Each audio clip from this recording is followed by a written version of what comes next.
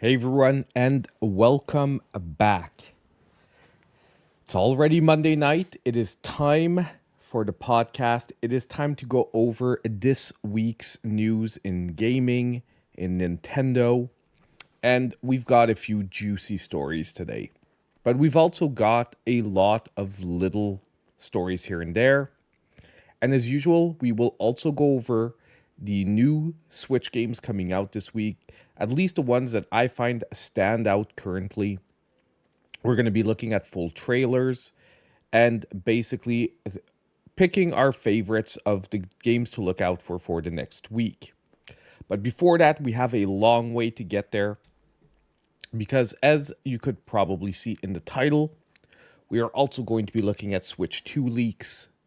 We are going to be talking about the Nintendo versus Palworld situation, which honestly, I think my take is going to surprise maybe a lot of you, seen as our channel is so Switch focused, and I would consider myself a Nintendo fan, but at the same time, I want to give my take on all this, and I think it's going to surprise maybe a lot of you.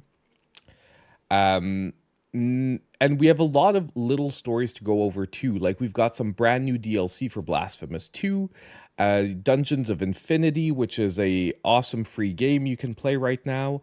A comeback on a couple of the games we looked at last week. We've got a new series hitting Netflix soon. That is one I am super hyped for, that I cannot wait to watch. So yeah, there's a lot of stuff that we're going to go over. Now, there is one little tweak we're going to make to the formula this week. It's that we're going to start with the small stories. Past weeks, I started generally with a lot of the big stuff, and then we sort of rushed through the small stuff at the end. We're going to do sort of the opposite. We're going to go through the small stories at first, just because I think it'll get the stream started, it'll warm things up, and then we'll shift gears into the two big stories, which are the Switch 2 leaks and Palworld versus Nintendo, and then we'll still finish as usual with the upcoming Switch games for next week. The only big switch up here is I want to get through the small, easy stories first to get like a good flow going to the podcast before we jump into the stuff that really takes up the meat of the issue. At the same time, I'm going to tell you guys I'm actually really proud of myself because the studio has never been this clean in like the past, like, no joke, 3 years. Now, the floor needs cleaning because I just finished setting everything up. Like, I've been saying that I've been cleaning up the studio for like 2 years. I finally have everything in a place in the studio for the first time in like 3 years. Like, I can actually roll my chair around. Like, I don't know, you guys probably didn't realize it before, but I could not move my chair because I had stuff all over the floors and everything. You loved my Gimmick 2 review, Jose. I'm really glad you liked it. Honestly, that was a very surprising game, and I'm glad you finished it. I finished on classic difficulty as well, like the non-easy one. I actually just tried the easy at one point in the game because I wanted to see what it did differently. And I was surprised that it added in platforms. I knew it added life points and stuff. What I didn't realize is that it actually added platforms for the platforming. And I'm glad I tried it out because if not, I wouldn't have known that. And I watched a couple of other reviews that weren't saying that part of the gameplay. So I'm like, oh, I guess I picked up on it because I really tried it on both modes. I redid one of the worlds on easy after finishing it on hard. Hard to see what it looked like. But we're going to talk. Also, if you guys did not check out my LC review, it came out today. I think you should definitely check it out. It's a game to have on your radar if you're a Mega Man fan. But in the next deal video, there's probably the best game in that genre that is also on sale right now. I'll drop it. I'll drop a word on it when we get there. But yeah, if you haven't checked out the LC review, I think it's worth it if you like Mega Man-like games. It dropped this morning, and it is definitely a game that has its very high moments. However, it also has a couple of issues. I go over them quickly in the review, but it's still a pretty good game. And what's fun about this week when we're going to go over the new games, there's actually two of the games that I've already played, and I'm not embargoed on either of them. So as we go through the upcoming games for this week, there's two games I'll actually be able to openly talk about and not only say, oh, I think they'll be good or I'll think they'll be like this. I'll be able to tell you actually how the games are as we go through them. One of them won't surprise much if you've watched my streams because I actually streamed and played through the whole game already. I have a drink this week, trying to keep my throat up and in shape. So that is a setup for today. So I want to say hi to everyone first before we start jumping into things. Rodrigo, Frenchy Mom, Squirrel, Jose Treviesa, and Squirrel, I said hi already, and Jumping Bear. I see you guys in the chat. Thank you so much for being here. By the way, guys, don't forget to hit the like button. Make sure the stream goes out to more people.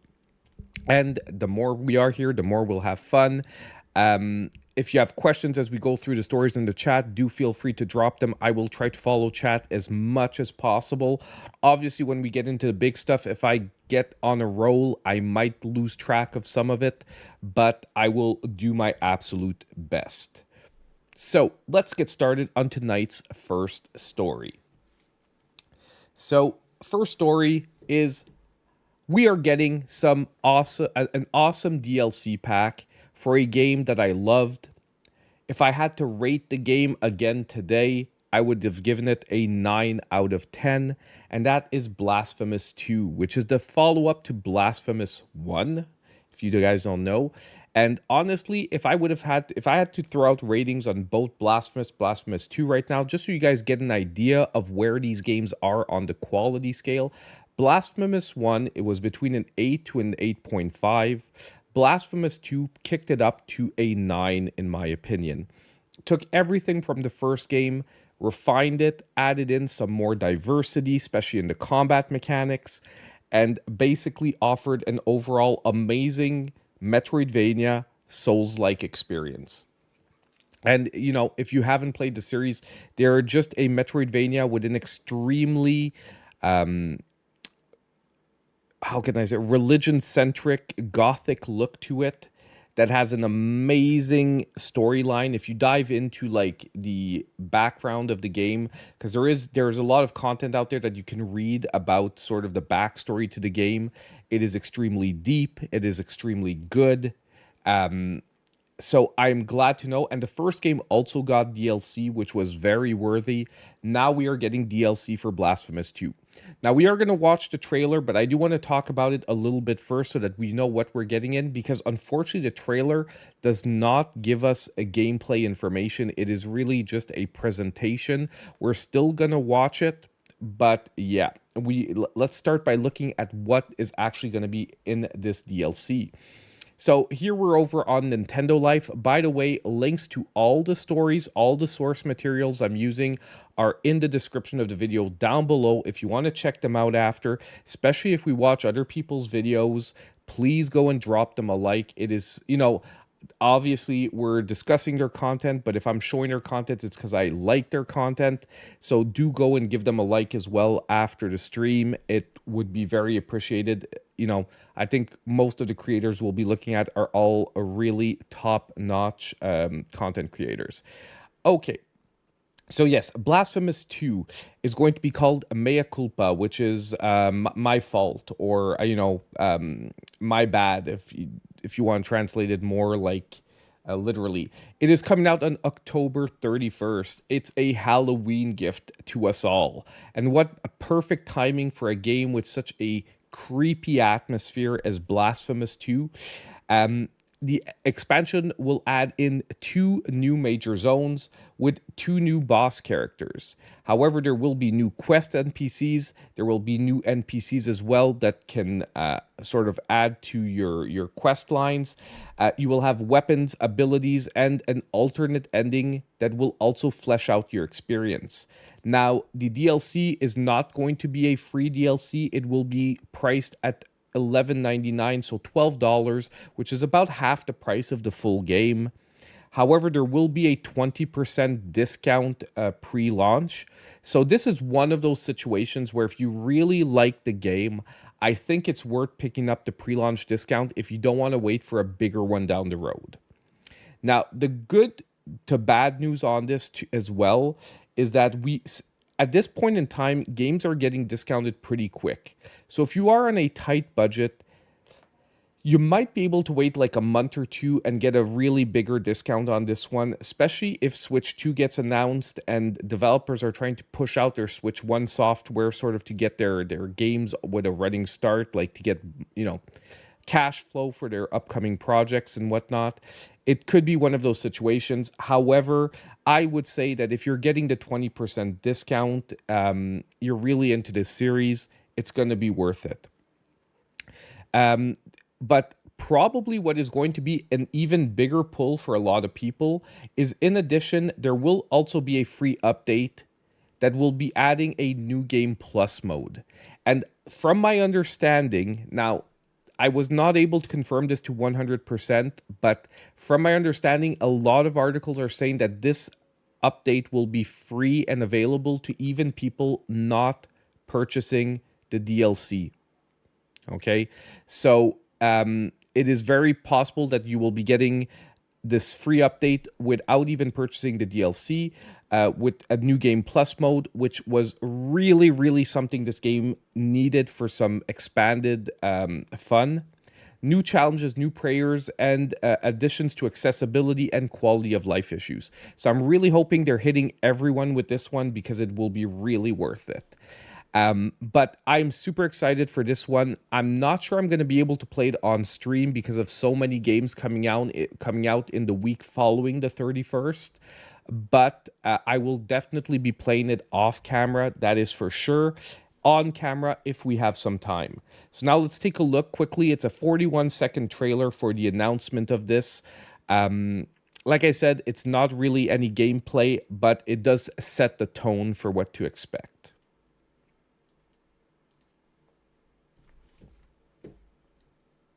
Spoke of in my dreams. Here lies an ancient blessing of the miracle itself. I Just will gonna adjust the volume a bit there. This I swear, as long as my body casts its shadow.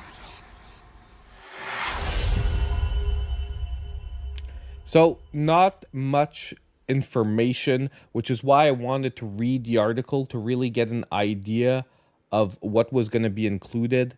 It just really gives you the tone of the game. But if you haven't played either of them, I did play the second one on stream, so you can always check it out on the channel. If not, there are many reviews available. You can also get some full gameplay. First and second one. By the way, the first one right now is on sale. So if you want an awesome introduction to the world, it's like $6.24. It will be featured in the next eShop Deals video, which I'm really hoping to get out tomorrow morning. Had some minor setbacks this weekend, which is why videos came out one a day instead of 2 a day and then deals today. But I'm really going to try and push out tomorrow morning deals video. And Blasphemous 1 is in the deals video because it's an amazing pickup for about $6.50. And you're getting like an amazing Metroidvania. And it'll set you up perfectly for the second one. Like, I would say that the first one's a better way to get introduced to the world than jumping straight into the second one. So that is our first story. We have some amazing DLC coming out for Blasphemous. Now, number 2 is an awesome surprise free game now available called The Legend of Zelda Dungeons of Infinity. Now, this is a game. This is a fan-made game. It is a free game. It has been worked on full-time for 4 years. And what it does is it turns my all-time favorite Legend of Zelda game, which is The Legend of Zelda: A Link to the Past, it basically turns the game into a roguelike dungeon crawler. Now, I am going to be playing a video of one of a YouTuber that I really enjoy watching a lot, playing through some of it. Give me just a sec to find the video. And then we'll look at the website. So as we're sort of going through it, just to give you an idea of how it's set up, because when I'm saying that it's a link to the past, he basically reworked the whole thing from the ground up. He just reused the assets. So all the assets that you knew from A Link to the Past are being used here. However, it's being set up in a totally roguelike fashion, where if you look at the right of the screen here, and I'm going to move myself out of the way. Give me just a second here. That is not what I wanted to do. This is what I wanted to do. If you see to the right here of the screen, you see that you have 12 different floors that you have to navigate through. You will have bosses. You will have certain floors that are actually cities with little puzzles and little hidden things to move through. And basically what is doing the roguelike fashion is that as you move through the game, you'll encounter different merchants and different drops, and you will be able to purchase different items depending on where you are, and it won't always be the same items. So some runs you'll be able to have a bow and a hook shot. Other games you might not be able to buy the bow as quickly. You'll have to do it a different way. But this is actually an amazing game. I've watched at least 4 hours of gameplay of people playing through it. You know, I was doing other stuff at the same time, setting up videos and watching this in the background. I downloaded it myself. I just haven't had time to go through a playthrough because I'm still trying to finish up Plucky Squire. I unfortunately did not have almost any playtime over the weekend, so I only added like maybe an extra hour outside of stream to the Squire. And I really want to finish it this week so that I can get 2 to 3 reviews out along with the deals videos. Now, the one thing, once again, I'm going to warn about this. Pick it up as soon as possible. You know, we know how Nintendo is about their properties, their assets and stuff right now. I would not be surprised that they will eventually get hit with a cease and desist.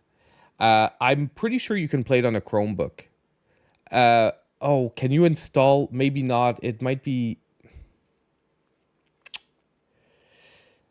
It's actually a file that you have to install. The link is in the description of the video, so after today you can go check it out, but their link is there to the website. I showed it briefly here.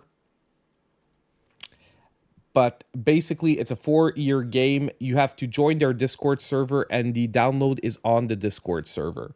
So you can go check it out. You can also check out the other games he's made before. But trust me, this is definitely worth the experience if you're a Zelda fan. If you're a fan of A Link to the Past, it's even more worth it. And it is really an awesome twist to the Zelda-like formula. And honestly, it sort of has me looking forward to what other people can do. And you know what? Even if Nintendo wants to rip the idea off and make a game like this, I'm all for it because it looks extremely fun. The one thing I would maybe say is it doesn't look as challenging as most roguelikes do. I've seen a lot of people make it to like almost floor like 10, 11 easily on their first to second runs of the game. Sometimes the first time you sort of need to do that one run just to get an idea of how the game is set up.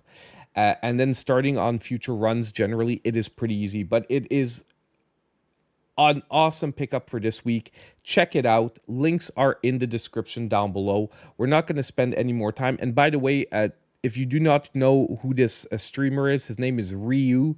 He plays a lot of classic games. He plays a lot of new games as well.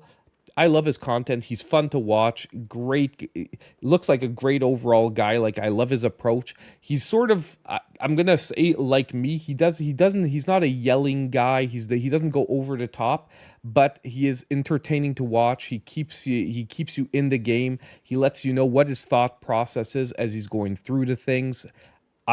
Basically, I resonate with his content, so I think you guys should definitely check it out. The link is also going to be in the description down below. Okay, I'm just not putting any audio because obviously, I don't want to rip his content one for one. So that is our second story for this week, Zelda Dungeons of Infinity. You can Google it. You can use the link down below. Check it out if you are a Zelda fan. It is going to be, I think, a great pickup for anyone. Next, we are moving on to... We're going to come back on a game that we basically talked about last week.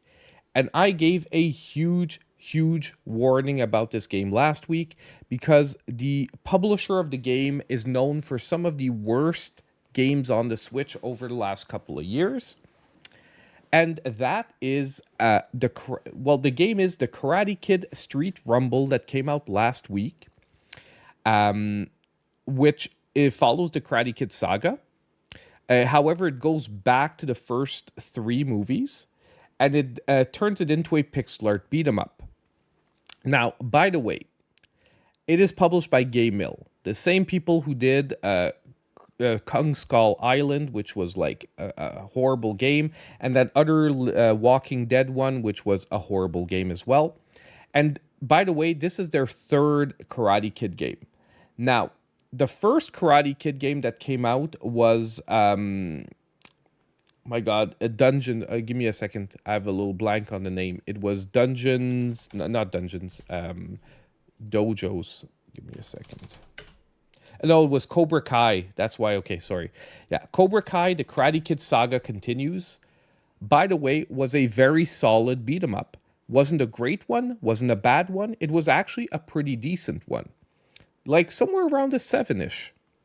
Then they came out with Cobra Kai 2, which was absolute trash. Like a 3 out of 10.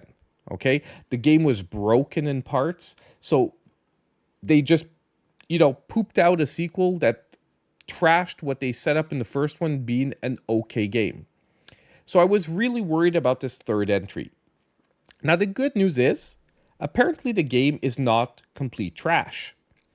Now, once again, we're going to be watching quickly a video. We're just going to watch the conclusion section because I invite you all to watch the full video on his channel, which is Alex over at Switch Corner.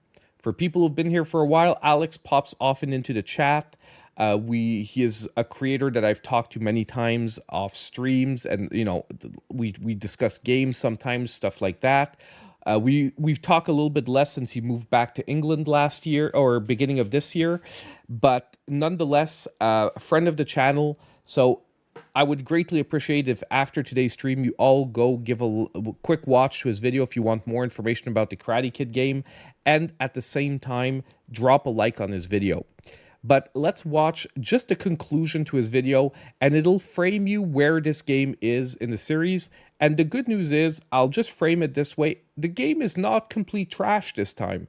So if you're a fan of Karate Kid, this is one to keep out on your horizons, however, after a sale. And you'll see even Alex, that is pretty much his conclusion as well. Now let's listen to it really quick, and then we will discuss.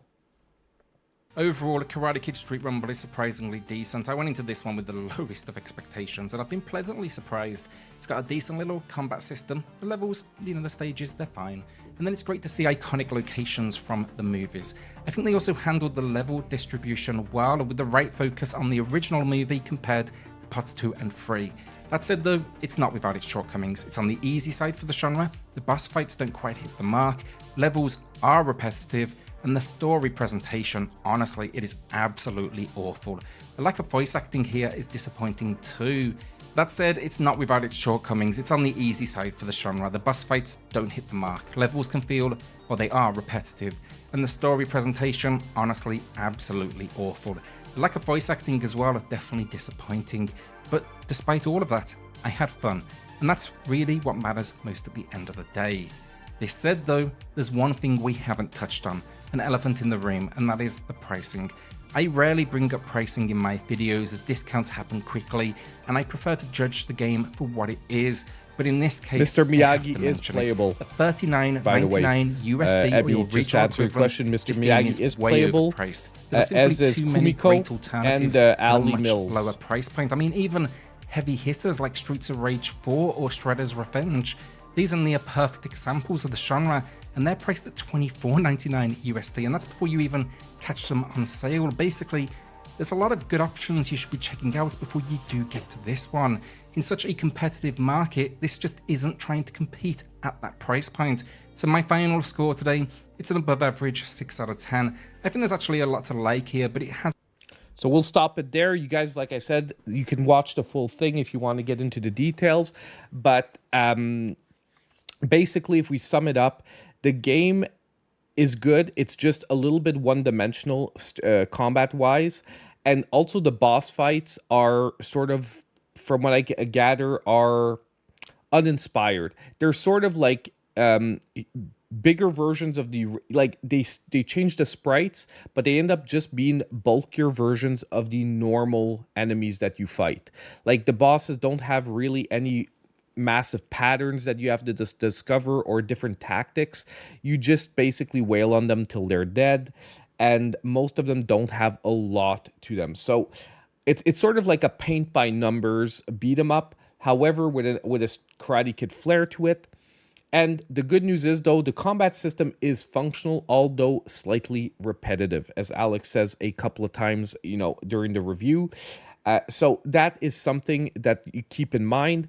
But the biggest sort of issue in all of this is if this was like a $20 game, I do think that it would be way easier to suggest to fans of the Karate Kid series. The problem here is they're pricing this at $40, $39.99, which, even if the game is decent, prices it out of range for some of the best retro beat 'em ups currently on the Switch.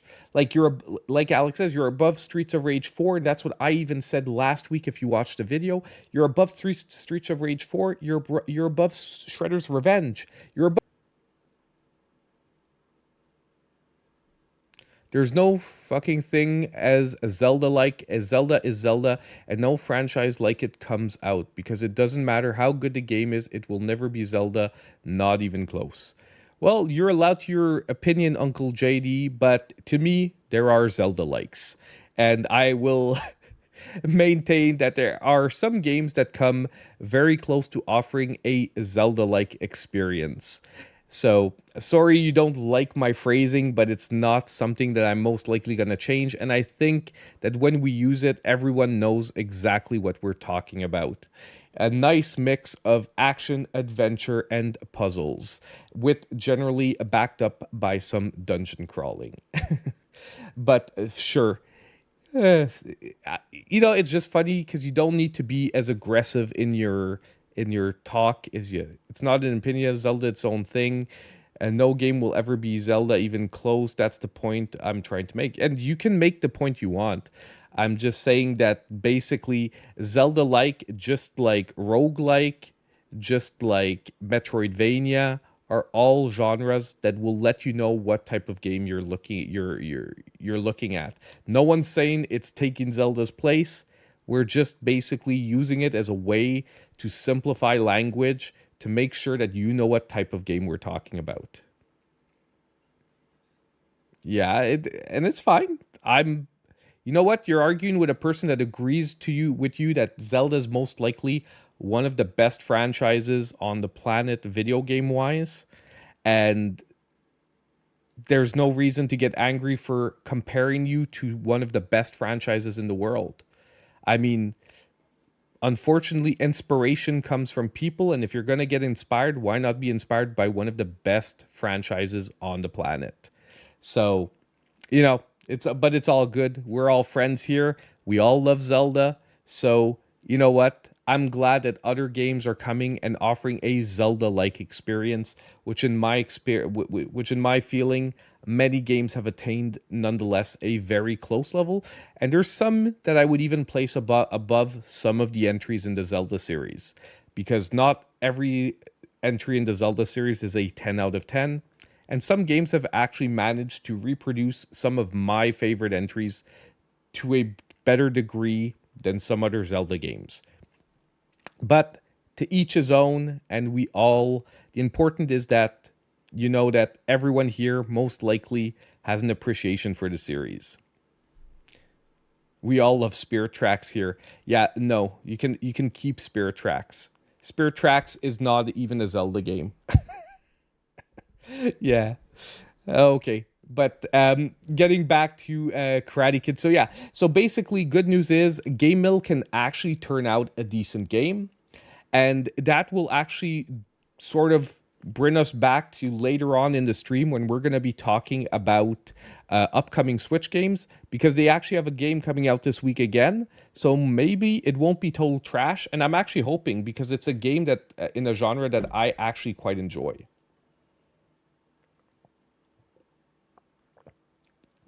No, you're right. I hate Zelda too. You see, Uncle JD, there's always a way for us to all get along.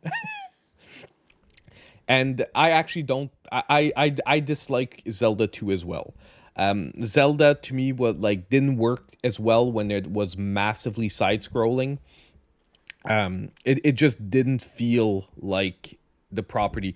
I like games that mix in little 2D side-scrolling sections, like the next game will most likely do, that we're going to be playing on Thursday. But I didn't like it when it was almost unilaterally a side-scrolling game. It just didn't feel right to me. It's like they tried to they tried to turn Zelda into Mario, because at that point Mario was way more popular than Zelda at the time they came out. Because if you didn't know, Zelda really didn't hit its popularity till the SNES. And even then, it was always regarded as a secondary property to Mario. I would say honestly, till Breath of the Wild. It never took as much room as it did in the Switch generation. It was always a main property of Nintendo, but they never saw it as like possibly the top property till the Switch era. Blossom Tales 2, yeah. And Blossom Tales goes very close to old school Super Nintendo Zelda. Super Nintendo Game Boy Advance Zelda.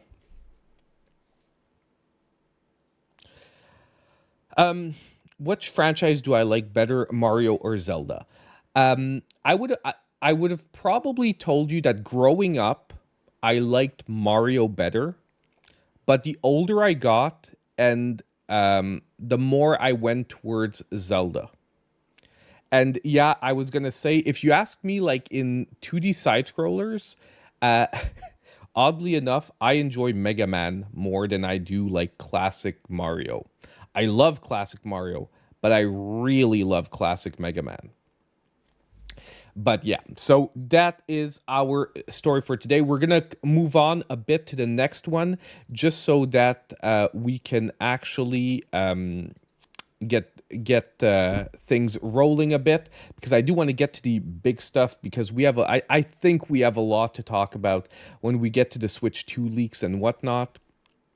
So now let's go take a look at Devil May Cry, the series. Now this got me extremely excited. I knew this was coming, because this is not the first time that we hear about this, but this is the first time that we get an extended look at what the series is going to be like. By the way, this is not the first Devil May Cry anime that has come out. There was a Devil May Cry anime that came out a while ago. I watched it. It was good. It just wasn't great. And I feel that this time Netflix they're throwing the Castlevania formula at it, which, by the way, Castlevania Nocturne Season 2 was announced as well. But we're going to look at that possibly another time. But yeah, let's take a look at the trailer first, and then we'll see what we're talking about. Something else.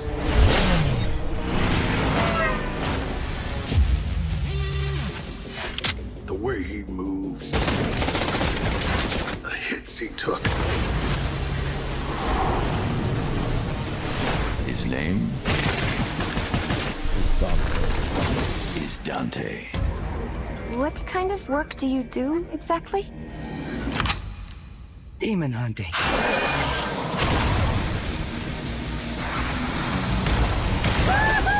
Jackpot!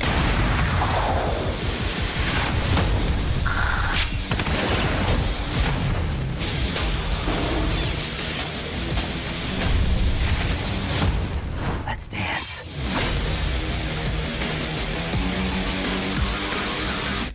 The gates of hell will be open soon. Hope to see you all there. Now, it is still a whiles off because we're talking about April 2025, but I'm liking the look of the series. I'm going to say something, though, that I do not like about the series. However, like, I'm going to reserve judgment till I actually see, like, full scenes. But for the moment, I am not loving Dante's voice. In my mind, Dante doesn't have this voice. And I didn't look at the official bio, but immediately, if you listen, the voice makes me think that it might be the same guy that does Ichigo Kurosaki in the English version of Bleach, because it sounds like his voice. And that's fine. Like, I have nothing against the guy. I love, like, Ichigo is Ichigo, but to me, I don't know. It doesn't feel like a Dante to me. Dante, look, in my PlayStation days, Devil May Cry was like top-notch series. And let's just be honest, Devil May Cry 3 was an amazing entry, still one of the best. Arguably the best, maybe right after 5. 5 is probably the best. Then it would be 3, 4, 1, and 2 is the last. Yeah, 2 is bad. Well, 2 is bad. 2 is like you play it just to plug the story holes after you've played all of the others. But yeah, basically, to me, it's 5, 3, 4, 1, and 2.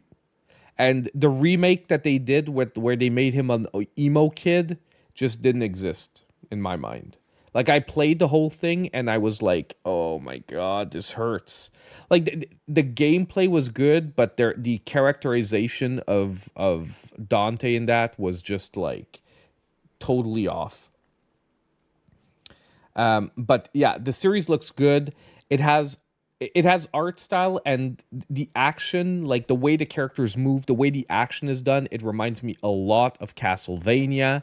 The series, if you haven't watched that is another amazing series. You can maybe skip, is it season 3 or 4, the really boring one for Castlevania? The one where all the vampires are like splitting up the map and like controlling their sections of the world. That season was boring, but all the others were amazing. The ending was phenomenal. Yeah, it's an anime. It's an anime coming out in April of 2025. The first rule of DMC, we don't talk about DMC. Yeah, 2 is the worst one. But like I said, I always tell people, play all the rest and then just play the second one, or watch a synopsis of the storyline from the 2, because like if you're a fan of the series, I still find that there's like things you want to know from the story in the second one. But yeah.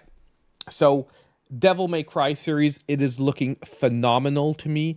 I am very excited for this one. While we're at it, let's check Castlevania Nocturne 2, because I think I saw a trailer. I just want to see if there is a trailer. Yeah, here, date announcement trailer. Look, we're going to watch it too. Why not? I totally forgot about this as I was setting it up. And let's just say that one of my favorite characters is back for season 2. So, okay, quick thing. If anyone has not seen season 1 of Nocturne and you do not want the ending spoiled, you might want to leave the stream and come back in a minute. Okay? So if anyone is really, really wants to watch Castlevania Nocturne and you do not want the end of the series ruined, do not watch this trailer. Okay? So I'm going to count down to 10 and then you can come back in a minute. Or you can just mute the stream and look somewhere else for like a minute. I want to respect people that don't want spoilers, but you can come back in a minute. And don't worry about after that. I'm not going to say the character's name that would ruin stuff and whatnot. So 10, 9, 8, 7, 6, 5, 4, 3, 2, 1. We're going.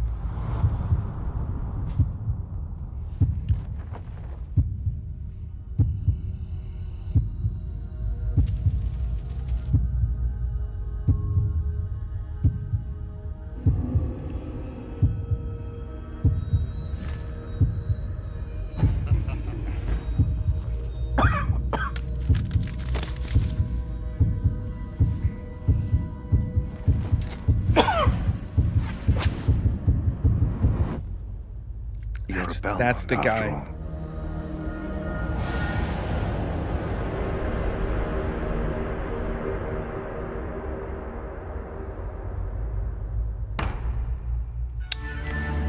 So we're getting this before Devil May Cry, January. So like I said, I'm not going to ruin it for anyone that's going to come back. But yes, he is back. One of my favorite characters probably in the series in season 1. He's back. If you see the ending of season 1, you will know that he's back, and it hits amazingly.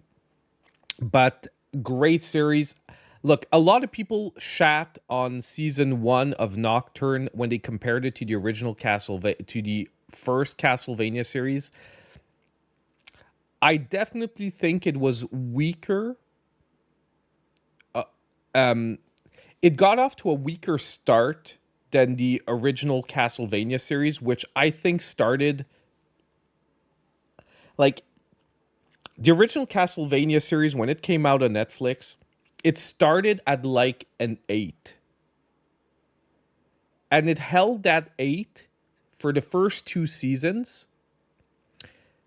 Then whichever season it was where the vampires, like I said, were controlling the world and it was like all about politics the whole freaking season, it sort of dropped to a 6. And then the series like finished on a 9. You know what I mean? It did like 8, 8, 8, 6. Holy crap, guys, we got to finish this like with a bang. And it finished on a 9. Okay? The thing is with Castlevania Nocturne, if you're comparing one season to a show that had 4 seasons to develop itself, it's really hard to compare the two things because, like I said, often seasons have ups and downs, and even series as a whole had ups and downs. I find that Nocturne, within season 1, already did like an up and down. Like, it started at a 7, it dropped almost to like a 5, 6, and then it ended at an 8. But I do think it ended at an 8. And if they can keep the momentum that they set up by the end of the season for the next one, I have very high hopes that the series is going to be good. But I do agree that there were a part of the series where it dropped down because they were trying too hard to build backstory on characters that people didn't really have an affinity to, and to make like they were trying to be too smart with the backstory on some characters. Can't believe Rick ran me out the chat. He bought them. Sorry, I'm like trying to follow. I don't have Netflix anymore. Oh, well, one day, yeah. Dude, Netflix for people who want to really, really save money, you can like cancel it, pick it up every 3 months, binge like 2 or 3 series that you really want to watch for it. No spoilers. I didn't didn't spoil anything. I said it went up and down. I didn't say nothing specific. But yeah, so that is our last rapid story for tonight. So basically, now, guys, we are about to jump into the big stuff. So let's just do a little bit of cleanup here. We don't need any of this anymore. Let's go look at Nintendo suing Pocket Pair. Now, Nintendo suing Pocket Pair. I'm gonna try and verbalize this stuff as clearly as possible. Sorry, guys, just getting my notes out here, because I like to structure some of this stuff somewhat to make sure that I'm touching on what we need to talk.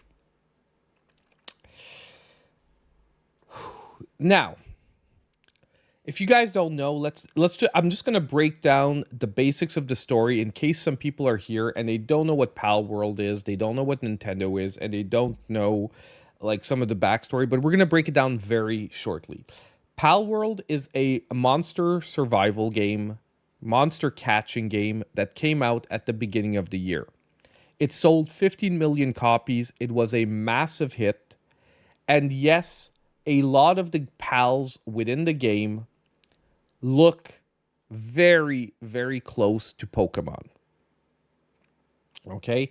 Like if we would put images of pals versus Pokemon, you'll see what I'm sort of getting to here.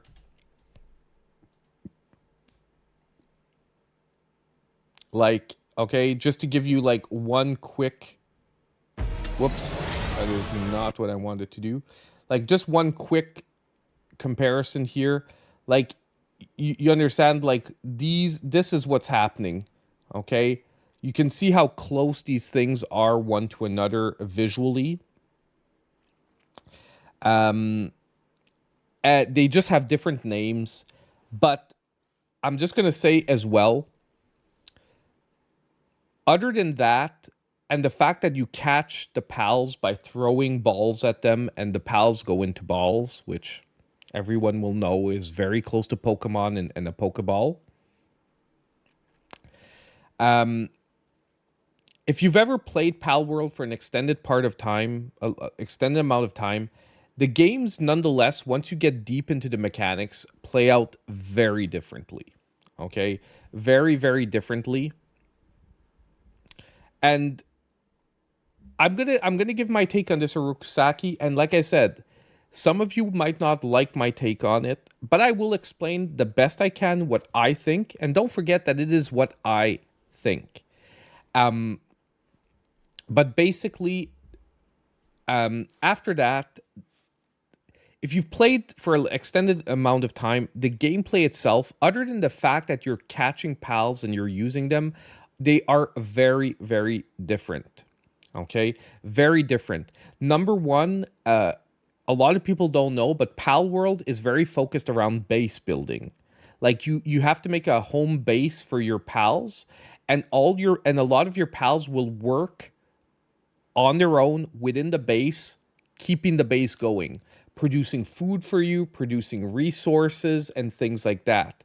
So it's almost like a Minecraft meets Pokemon, okay? And this is where I'm going to talk about like my take on the whole thing. But so the whole issue is that when the game came out, everyone was like, Nintendo's going to sue them because they're copying Pokemon designs one for one. And this is where what I believe is why I don't... Okay, I'll say to begin with, I think Nintendo is in the wrong here. I think this is an L for Nintendo, and I hope they lose the lawsuit. And before you guys, like, you know, bring me out to be hanged or anything, let me explain my train of thought. If Nintendo was suing Palworld for copyright infringement, I would have no problem with any of it. Because I do agree that some of the Pokemon designs are extremely close to PAL designs. Now, you guys might not know, but they're not being sued for copyright infringement. They're being sued for patent infringement. Yeah, Nintendo Ninjas are coming. If the stream shuts down, guys, after Sony, now I've pissed off Nintendo. But the reason, so I'm not as much angry, like I'm not as much against the fact that Nintendo is suing them. I'm against why they're suing them. Because if they wanted to sue that they were stealing the Pokemon designs or that they were making characters that were almost one-for-one copies of Pokemon, then I would support the fact that they are suing them and that some of the designs of Palworld would need to be changed and possibly they should pay damages to Nintendo because some of the Pals were visually much too close to Pokemon. Okay? But that's not what they're doing. And the reason why they're not doing that is most likely after legal analysis, they actually can't. Yeah, but that's what a lot of people don't get, Rukusaki. They're not suing them because the characters look like Pokemon. They're suing them because Nintendo is saying that they're infringing on patents that they have on gameplay mechanics. And that is where I am totally against it because I do not believe that gameplay mechanics should be patented. Do you understand? I believe that at the core principle, a gameplay mechanic cannot be patented. I don't believe it should be, and I don't believe it can. Okay? Especially when it emulates realistic behavior. Realistic behavior. Exactly. It would eliminate so many games, but it's just by principle. I'll give you an example. Nintendo has a patent, and it's been out in a lot of stories where if you have if you're in a 3D world and you have a tree and your character walks behind the tree, the fact that you can still see their shadow peeking out from beside the tree is patented by Nintendo as a way for you to know that the character is still there. But that is just emulating real world behavior. How can you patent the fact that your game copies the way the real world works? And I love that some people compared it. That's like if you're trying to patent the gravity in games because you were the first one that made a character fall in a game, so now you are going to patent that everyone who uses gravity in a game. I am pushing this to the extreme because Nintendo does have specific patents about specific activities, so don't worry, I'm going to bring it back, but I'm just pushing this to the extreme where that would mean that if you would want that someone would be able to patent having, realistic gravity in a game, and from now on, no other game on Earth can have realistic gravity. Okay? So the fact that what I'm trying to say here is that I'm not against the fact that Nintendo would want to sue Palworld, is that they're doing it by an underhanded way that should not be legal, and that most likely, I do believe that if Pocket Pair were to fight them all the way, I do think they have a very strong chance of winning against Nintendo. Okay? However, Nintendo strangles companies. Nintendo generally has a lot more resources than the companies that they decide to sue. And they wind up just giving up because the companies, it'll be cheaper and more effective for them to pay Nintendo out than to fight them till the end and get... It's one of those situations where if you win, you still lose. because it took you so much money to get the win that you still ended up losing. But for the whole gaming industry, it would be bad for them to win this. Because that means that if Nintendo just doesn't like your game, they have so many dumb patents over mechanics. And by the way, I'm pretty sure, because they are suing them in Japanese court, okay? I'm pretty sure that in US or Canada, this would not fly. Like, this would have been thrown out, and they would be able to get it dismissed much quicker. And the reason Nintendo can actually do this is because it's a Japanese company suing another Japanese company, and patent law over there is much more gray area from what I understood. And that's where I do not like what they're doing. And that's where I think that this is a huge L for Nintendo. And I really hope that Pocket Pair stands up to them. And I know that Pocket Pair has now some financial ties with Sony. They have some financial ties with companies that make animes, like big anime companies, because they wanted to make Palworld like a huge property worldwide. So they might actually be able to fight Nintendo almost toe-to-toe on this one because of that. And I honestly really hope they do, just so that there is precedent to Nintendo losing this kind of thing. Because like I said, if they were suing them for copyright infringement, I find they have an argument for that. But I'm going to tell you why I don't think they can, okay? The issue is a lot of Pokemon just look like enhanced versions of real animals. And the same way that you can't patent a unicorn, do you understand? I don't think you can patent a fox with a fire tail. And ultimately, if you look at, Ninetales, it's just basically a Japanese folk animal brought to life. But they gave it a Nintendo spin to it to make it a Pokemon. And I mean, some animals like seal is just a goddamn seal.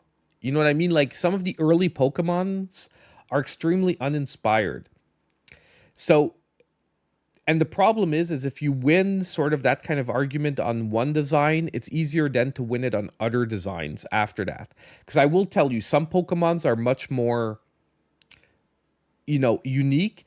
But, a lot of people say, like, let's just take these two, that they're very similar. Yeah, but at one point, is this just a character with fox ears? You know what I mean? Like, so I made my character with fox ears, but I made him a different color. I made him... Do you understand where I'm getting at? That's where I don't think they can make the argument, because theoretically, you're not saying that your game is Pokemon. You're saying that your game is something else. And to anyone who plays the game for an extended period of time, no one will think you're playing a Pokemon game.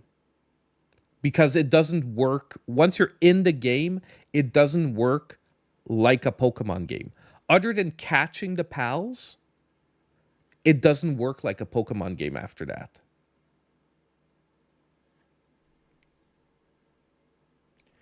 Exactly. They're legally distinct. And the thing is, it's super easy to be legally distinct, because to be non-legally distinct, you have to be so close, and you generally have to make the argument that the company is trying to pass their product off for your own. But the thing is here, Palworld never said they were a Pokemon game officially.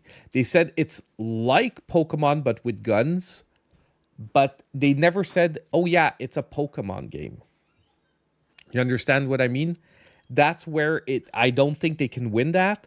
So instead of just taking the L and saying, look, let's just make the best goddamn Pokemon game we ever made, and everyone's going to forget about Palworld.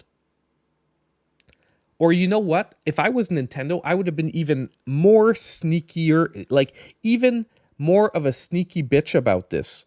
I would have just taken the best ideas from Palworld and put them in the next Pokemon game. Saying, bruh, you take from me, I'ma take from you.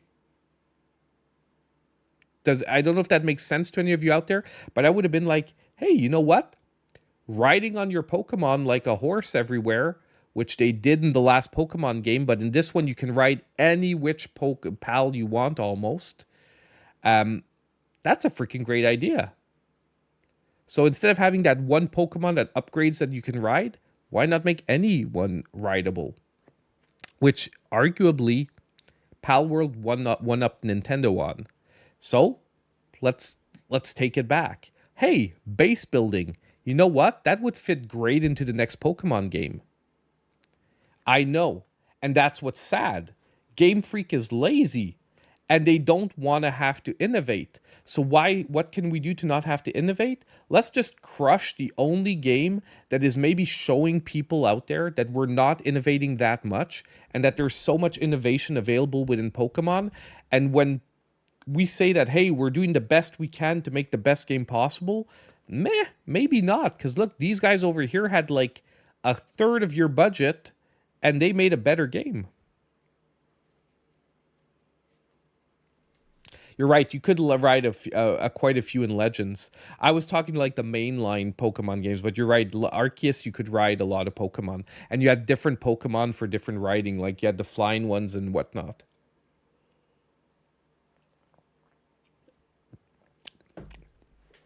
So my take on this is that I'm not on Nintendo's side for this one. And I'm always going to say it the way I think it is. And I honestly think that Nintendo should drop most of their patents on gameplay mechanics. Like, unless it's something extremely specific where you've put in a lot of money to create something that is extremely unique. Because let's just go back to why patents exist. Patents exist to promote innovation.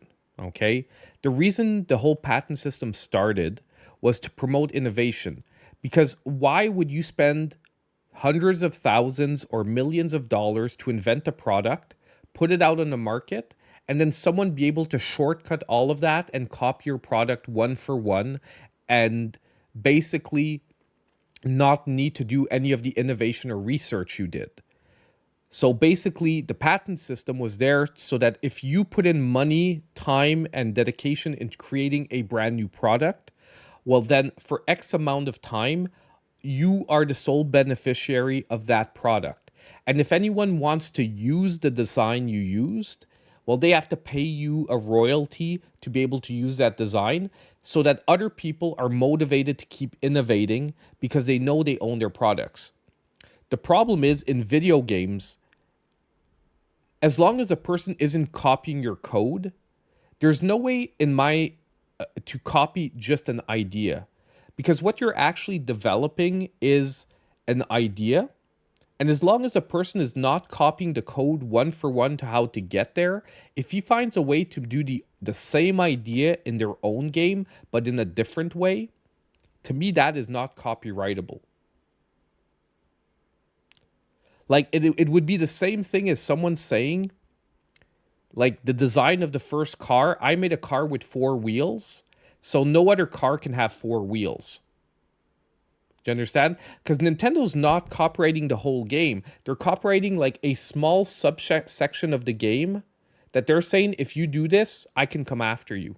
And they do it in so many areas that I do think it's like an open book, that if someone gets too close to their design or that they don't like how close they are to doing what Nintendo does, they could theoretically shut down half the games out there. Do you understand? And that's where I think that is extremely scary. And although I love Nintendo games, I love what Nintendo does, this does not remove any of the quality to what Nintendo's doing. This is a corporate bullying sort of attitude that needs to change from them. They're killing it. They're killing it in games. They're killing it in systems. You don't need to do this. And that's where we get to, where I'm going to close on this. I actually really love the answer that Pocket Pair put out to Nintendo. And I want to read it to all of you if you did not read it, because I think this was the absolute best way Pocket Pair could have answered this and look like the good guys. Okay? I'll read it one for one and we'll talk about it quickly after. So, regarding the lawsuit. Now, this is a translation, but it is officially translated by them, so we can trust that this is pretty much what they want to say one for one. Yesterday, a lawsuit was filed against our company for patent infringement. We have received notice of this lawsuit and will begin the appropriate legal proceedings and investigations into the claims of patent infringement. At this moment, we are unaware of the specific patents we are accused of infringing upon, and we have not been notified of such details. Pocket Pair is a small indie company based in Tokyo. Our goal as a company has always been to create fun games. We will continue to pursue this goal because we know that our games bring joy to millions of gamers around the world. Palworld was a surprise success this year, both for gamers and for us. We were blown away by the amazing response to the game and have been working hard to make it even better for our fans. We will continue improving Palworld and strive to create a game that our fans can be proud of. It is truly unfortunate that we will be forced to allocate significant time to matters unrelated to game development due to this lawsuit. However, we will do our utmost for our fans and to ensure that indie game developers are not hindered or discouraged from pursuing their creative ideas. We apologize to our fans and supporters for any worry or discomfort that this news has caused. As always, thank you for your continued support of Palworld and Pocket Pair. I really love the ending here. Now, I'm just going to be honest though. I don't think that any of the main developers are going to have to spend a lot of their time on legal issues other than consulting with lawyers and the legal team. You know what I mean? I don't think anyone's going to be taking like 90% of their schedule and now talking to lawyers all the time. So, but I do like how they're specifying that any time you take away from development means you're taking time away from making our game a better game. And you're wasting our time on stuff that we should be focusing to make games better. And I really love that, you know, they finish with the idea that do you really want indie game developers from now on to be hindered because your ideas get too close to what some other company might not like? And I'll be honest with you, had Palworld not been this successful, I don't think Nintendo would have done anything because they wouldn't have seen them as a threat. The fact that Nintendo's reacting this strongly is because they sold us like almost as much as some Pokemon games do in their first year. And they are feeling threatened by, because I'll just be honest with you as well, the game has improved amazingly. When the game first came out, it was a mess. A lot of stuff was a mess. I played it. I think I played it on stream. I'm not 100. Yeah, I think I played it on stream. But it was very messy in some areas. It's been cleaned up a lot. The game is much better today. And I think they're scared of where the game is going. But I don't think that this is what Nintendo should be doing. They should just be focusing on making their stuff better. And showing them that, you know what? No one can do it as good as us. And just like knock it out of the park rather than trying to shut down the competition.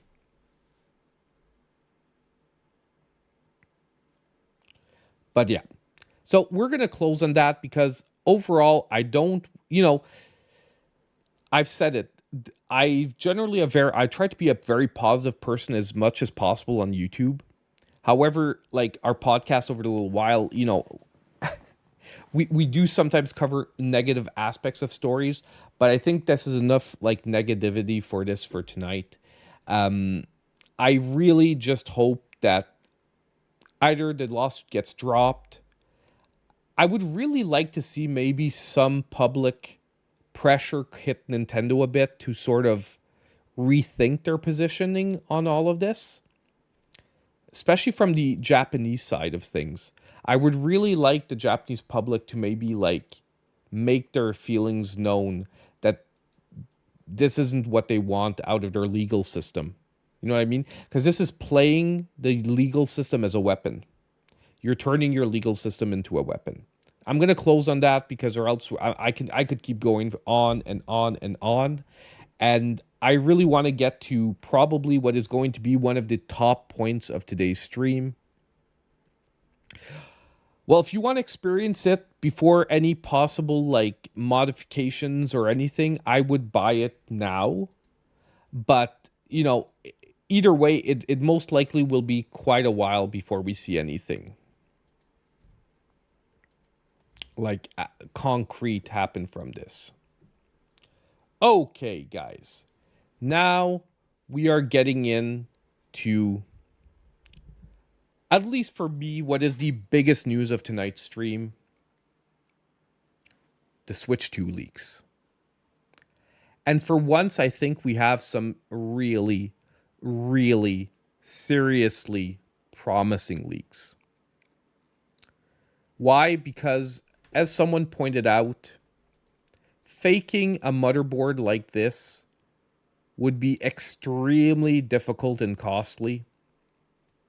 Especially because, from what you can see here, like everything that would really be needed for a Nintendo Switch is here.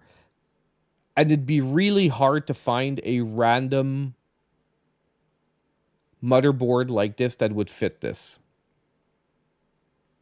That's Photoshopped? This one doesn't look Photoshopped. The first one's Photoshopped. This is Photoshopped. This is CAD. This is CAD. It's someone that basically put together a CAD design of what... Apparently, they've seen a completed unit. They couldn't get a picture of a completed unit, so they did a CAD design of what it would look like. These are apparently the sides of the two... We're going to go over the images one by one. So this is a CAD design of the Switch. Basically, apparently what we're looking at is we're looking at pretty much the same idea as the Switch. However, with an 8-inch screen, making it nonetheless a much bigger screen. And I'm going to say it right away. I've been saying it since the beginning. I just wanted a more powerful Switch. So I've seen some people say that this is boring, this isn't innovative. Dude, I don't care. And there might be a special surprise function hidden in here that we currently don't know about. Because there is an extra button on the front of the Joy-Con here. At the bottom here, you do see that there's an extra button apparently that we don't know what it's going to do. But I've been saying since the beginning, all I want is a more powerful Switch. Nintendo doesn't have to get crazy about this, and even they might hurt themselves by getting too crazy about it. Exactly. Next, we have the Joy-Cons. Now, what apparently is very interesting here is they will be magnetic as they don't use a rail. And they seem to be making like contact with the, like, because basically the railing system was also their way of communicating, like, basically information through the system. Now it seems to be a plug that will be like in the middle of the Joy-Con that will basically plug into the sides, and these are most likely the magnetic guidelines for it, sort of to line up the Joy-Cons before they like snap in. This is apparently, once again, a CAD design of what the controller is going to look like once assembled from the back. So once again, we have one trigger. The one thing I do find weird is that the trigger is towards the center rather than... Do I have a Joy-Con here? A normal Joy-Con? I wanted a normal Joy-Con. I know I have one somewhere. I just cleaned everything up and now I don't remember... Oh, yeah, here's a normal Joy-Con. So what I find odd is they have a button here at the back that's off to the side. Now, I do think that it's possible that that button will only be used when you're using the Joy-Con sideways, because basically when you're using your Joy-Con like this, you basically only have the SR and SL triggers, and trying to use the ZL is almost impossible. So I think they put it up here so that you can really, really access it easier. Well, I do think you still have the ZR, ZL. I just think we have a third button here, but this one might only be a double, like I said, when you flip the Joy-Con the other way around. Apparently, we're going to have Hall effect joysticks on the Joy-Cons, which is the way they want to solve the drifting issues. So that was the first.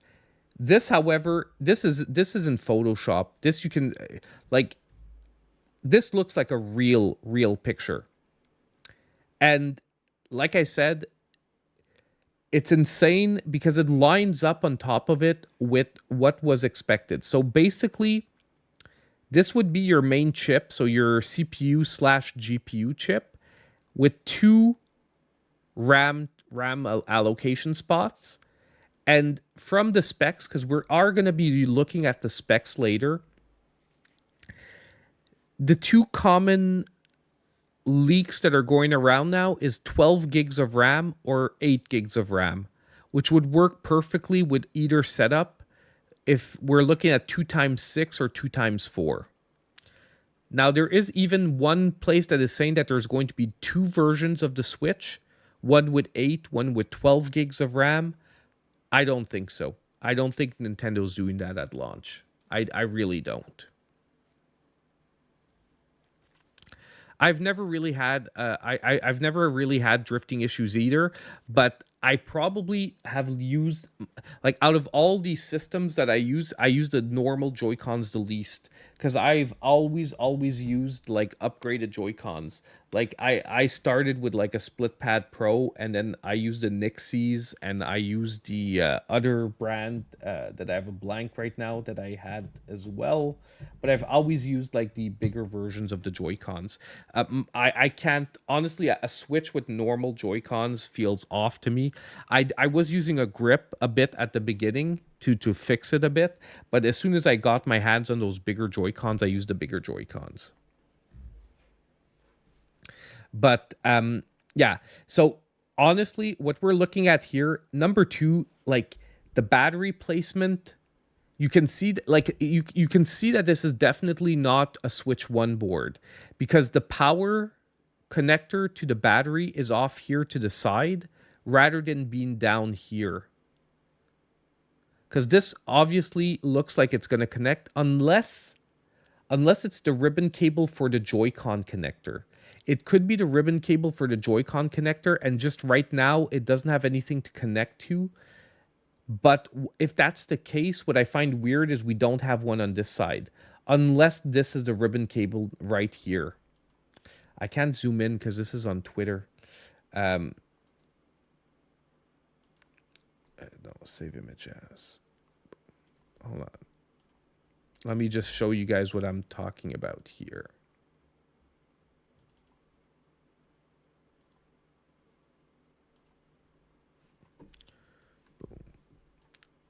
Okay.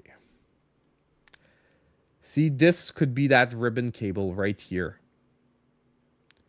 Now, if this is the same ribbon cable as the one over here, this could be just a Joy-Con connector. Like, if this is a fake board, they went through a lot of trouble just to make a Switch 2 leak. Because this would normally be where the power chip is on the old Switch.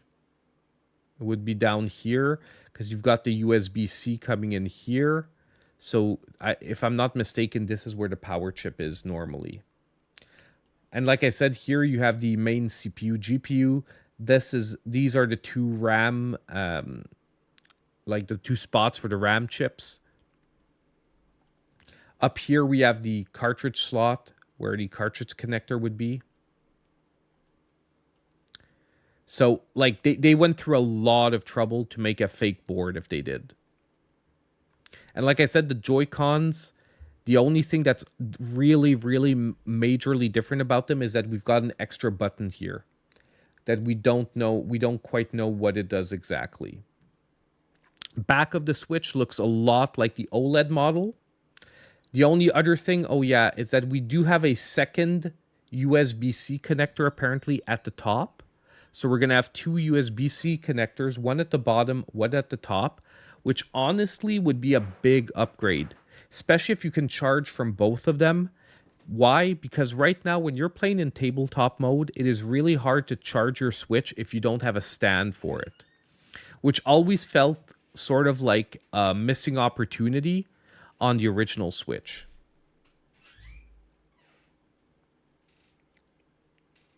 After that, here at the top, like they said, second USB-C here. We have the same type of exhaust system. Now, I am finding that exhaust-wise, I was expecting something bigger and more pronounced for this one because I was expecting this second one to generate a lot more heat. So that's the one thing that I'm sort of like a little bit questioning here is I would have expected an exhaust slot on the back here. Like, I would have thought that basically, rather than just have a grid at the top, I thought we were going to have, like, it cut out to a section here and have, like, an exhaust, like, basically spill over the side a bit. Because that is not a lot of exhaust for the specs that we're going to look at later. Especially if we compare it to, like, a Steam Deck. But this unit, honestly, I think it looks deceptively thin, but I think it's going to be thicker than we think. If this is the actual Switch, I do think it's going to be a lot thicker than we are thinking. So it's possible that that opening is a lot thicker than we actually feel it is. And lastly, we have a comparison side by side. Once again, this is done in CAD. We know these are not real pictures, but this is supposed to be a comparison between the size of the original Switch and the new Switch. So it seems to be a lot bigger.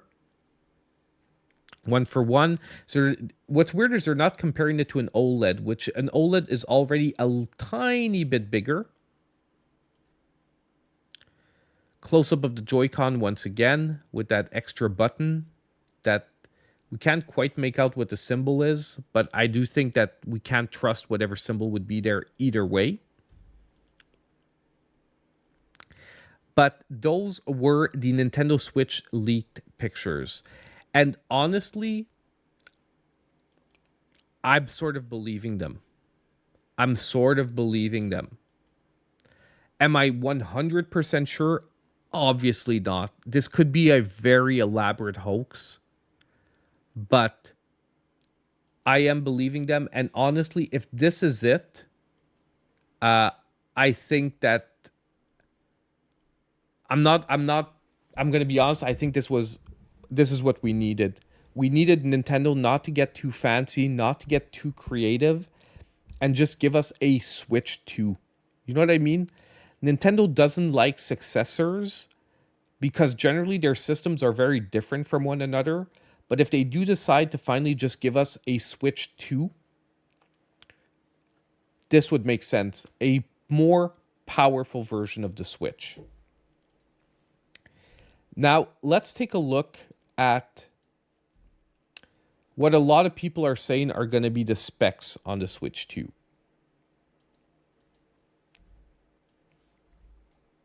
Now, let's start with this one. Now, this is the one that I'm hoping is true, because this is the better one. Okay? And if this one is the actual specs, we are going to be looking at, for a portable device. Now, please listen to my words carefully. For a portable device, we're going to be looking at a monster system that is going to be slightly more powerful than a PlayStation 4, yet not quite as powerful as a Xbox Series S. Somewhere in between the two. Because if you don't know, an Xbox Series X is not that much more powerful than a PS4 Pro. And a PS4 to begin with, and I've been saying it since the beginning, if we just get a portable PS4, it is already a huge win. And if this system turns out to have the specs we're about to look at, even the second set of specs is still more powerful than a PS4. So, first of all, it's going to be a custom-made NVIDIA GPU. Okay? CPU/GPU combo. Number one, it is guaranteed, almost guaranteed, that the chip is going to be more powerful than what the PS4 had. Why? Because we're talking about 10 years, 12 years into the future. And on top of it, it'll be equipped with modern, most likely modern things like the capacity for DLSS, which is upscaling, which is another word for like AI upscaling for graphics. And the power performance nowadays will get very close to the PS4 without using too much power. Now, this version has 12 gigs of RAM. Just to put that in context, the current Switch has 4 gigs of RAM. So this is going to have 3 times the RAM capacity. And I just want to let you know. Oh, I said X. Yeah, I did mean S, Series S as in Sierra. If I said X, that is my bad. I definitely meant the Series S as the entry-level Xbox. My bad. But just to clarify something, one of the biggest issues on the current limitations of the performance of our current Switch is the amount of RAM we have. Many developers said if the Switch would only have even 6 gigs of RAM, there's a lot of games that would have better graphics, better overall performance, and smaller loading times. Because, random access memories has a big portion of communicating the data before the GPU processes it to be able to generate images quicker.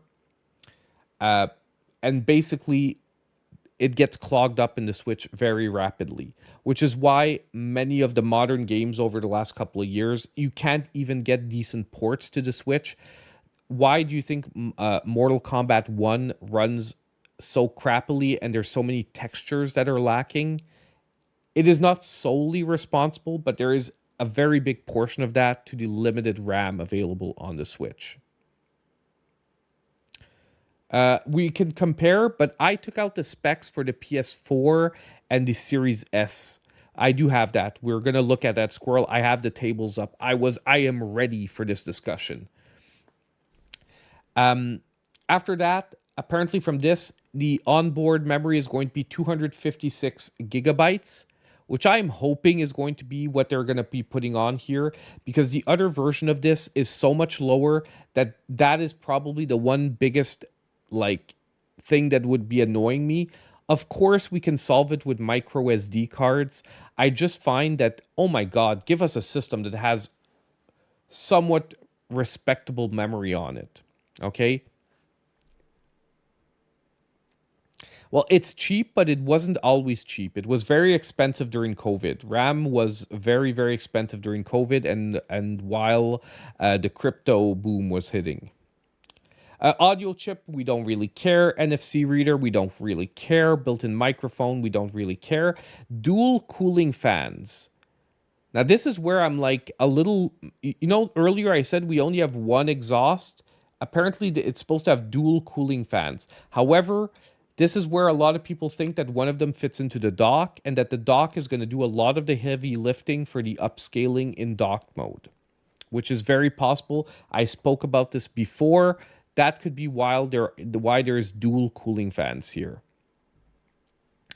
Video conversion sign. So we have HDMI 2.1, which just basically means that it's going to be 4K compatible. Network chip. Once again, it's supposed to have a built-in Ethernet chip into the dock, most likely. A microcontroller chip, it's going to be able to standard stuff. So the most important things here is that we're looking for a new custom GPU, and the fact that it's not out means that we're going to be talking about very modern new technology for the GPU CPU combo. Good news, because like I said, no matter what they come out with, it's going to be way better than what would have came out with for something like the PS4. Now, the other version that has come out, and we'll go over this one a little quicker. Where did they go? They went over it in this.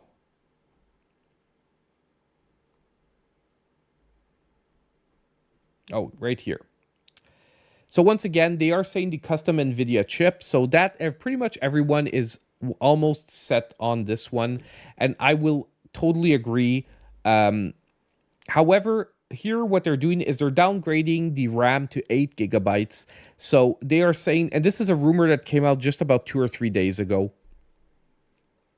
64 gigabytes of onboard memory, DLSS 2 support, which is going to be compatible with the NVIDIA chip. I spoke about that earlier in the other version. 8-inch display, improved battery life, and FSR 3 support. So basically, either way we look at it, this is all going to be much more powerful, well, much more, significantly more powerful than a PS4, because this is what we had on the PS4. So just to remember, 8 gigabytes of DDR5 RAM. So basically we are upgrading to, even at its lowest combination, we would be at the equivalent of the PS4. The 8-core Jaguar and AMD Radeon graphics engine, I'll just be honest with you guys, this chip is going to destroy that. Okay, so graphics processing is going to be much more efficient, maybe not in raw horsepower, but with the tricks coming from DLSS, with the more power efficient chip that we're going to get, it is going to be a lot better. The only place where we're, sort of losing out is on the storage size, but like I said, micro SD is going to most likely be a format that Nintendo is going to be keeping.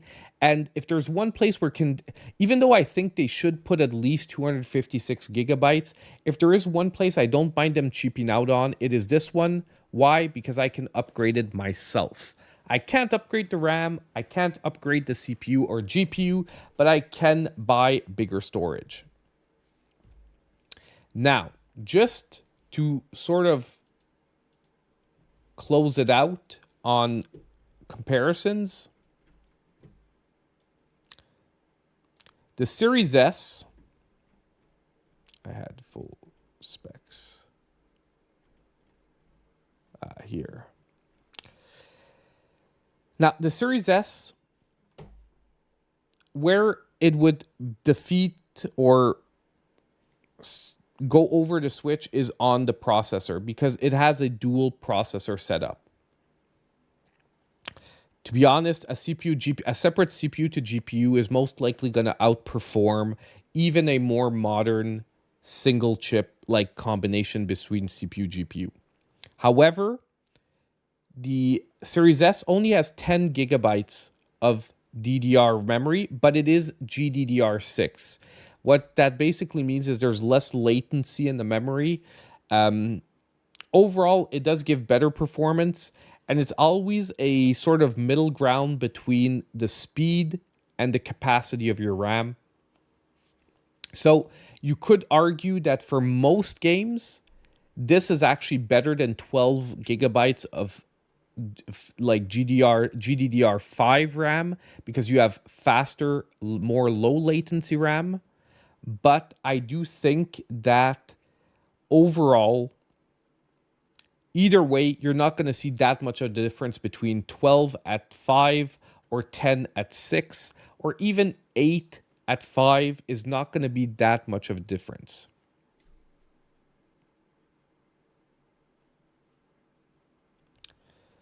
After that, so basically just for comparisons, the only difference here is that with this processor, you will have a lot more brute force.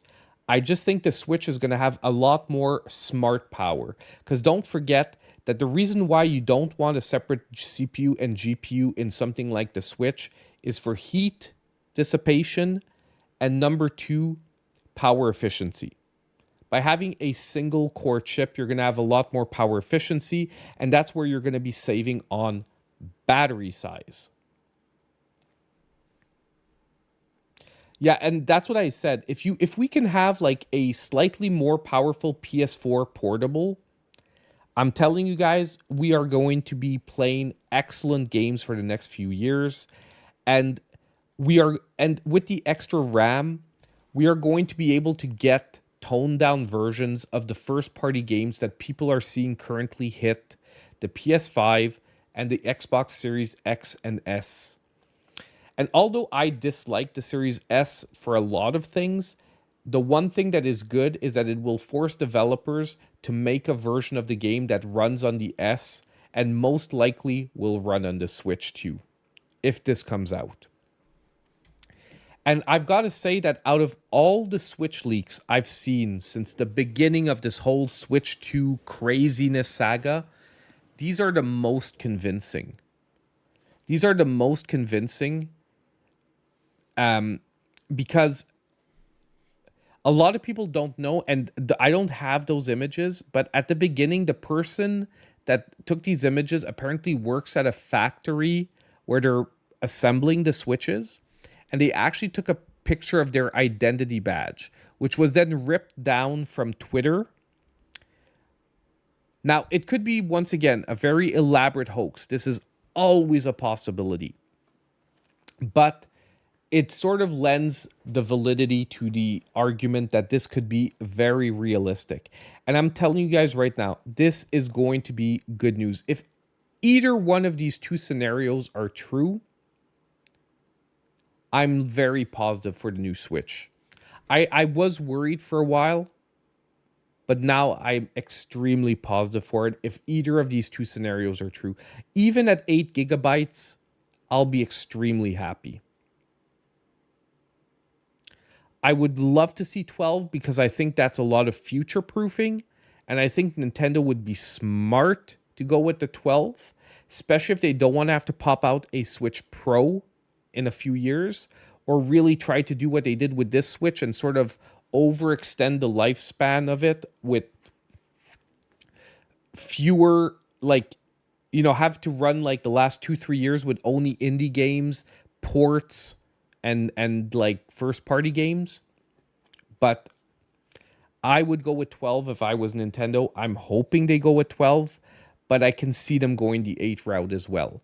And a lot of the bigger sources now are saying that this is the more realistic expectations, but I honestly, this one has been going around since January. Since January, there's been shipping details about the 2x6 gigabytes. And I find it so funny that this comes back out again now.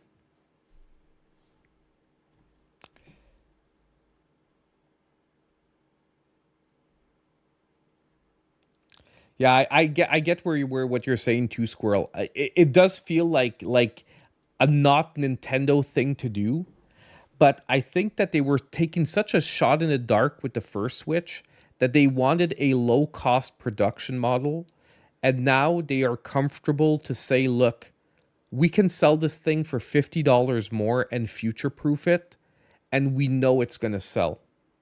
Because honestly, I'd rather have a $450 Switch, because I think that would be the sweet spot for Nintendo. I think 400 would be like the dream, but I think 450, if Nintendo tells me we can put it out with 8 gigs at 400, or we can put it at 450 and give you the 12 gigs, I say go for the 450 12 gigs.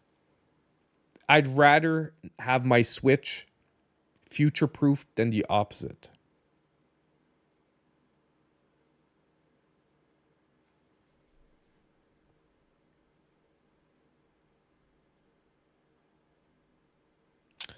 I'm not sure this. I understand where you're coming from, Nagahide, but I don't think this feels like a Switch Pro 2. I just think that Nintendo now might go the PlayStation route, where it's going to be Switch 2, Switch 3, Switch 4. From now on, it's going to be Switch, Switch 2, Switch 3, Switch 4. Because if you think about it, PlayStation hasn't made that many changes between their systems either. It's pretty much the same system, just getting more and more powerful with extra nooks and crannies added on each time. I do think that Nintendo now possibly have seen their winning formula, and that might be what's going to happen. And I understand what you're saying, Grovel. I'm just thinking,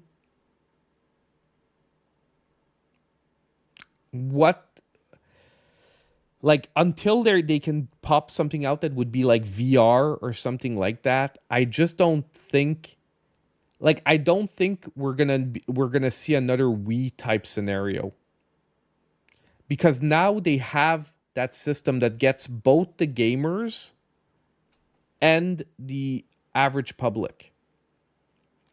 Now, all they need to do is they need to recapture the gamers that are starting to leave the Switch because too many awesome looking games are coming out on the other systems that they can't play, like Elden Ring.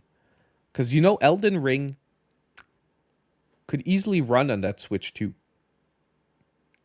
Can you imagine getting Nintendo Switch 2 with Elden Ring on it? That would be freaking amazing.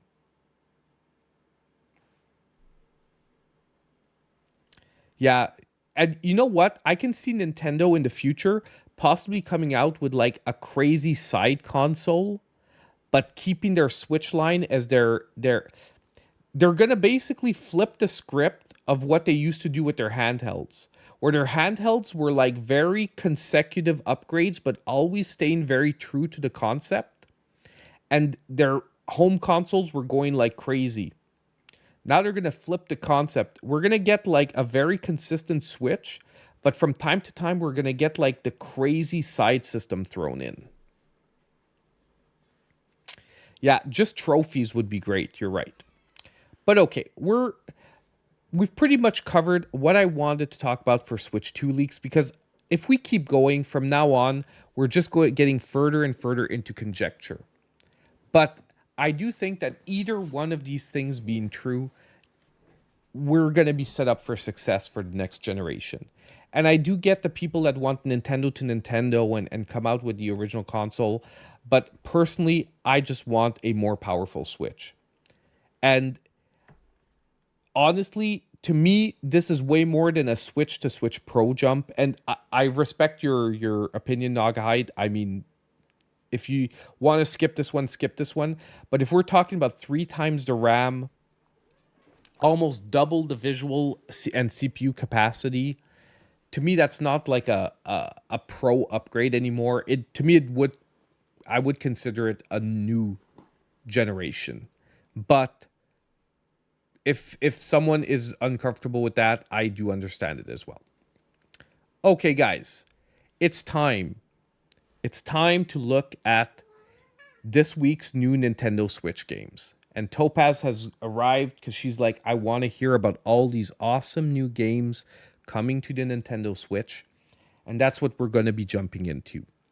Just as usual, full disclaimer, I might have to mute some of these trailers after the stream. So if you're rewatching the stream, or if you're watching the new Switch games section that I publish the next day generally, and some of the trailers get muted, that is simply because there was copyrighted music in them and I had to mute the trailers. So just fair warning, that can happen from time to time. Don't check your speakers, don't check your screen. It is normal if that happened. Hey Topaz, how are you doing? Okay, so as we're also going to be as every time we're going to be going in chronological order. We're going to be watching the full trailer for the game. Then I'm going to give my thoughts on the game, why I think it looks good, what I think we need to look out for if the game, if there are things that are leaving me in doubt about the game. And we are going to be starting with a game that came out today, which is Disney Epic Mickey Rebrushed.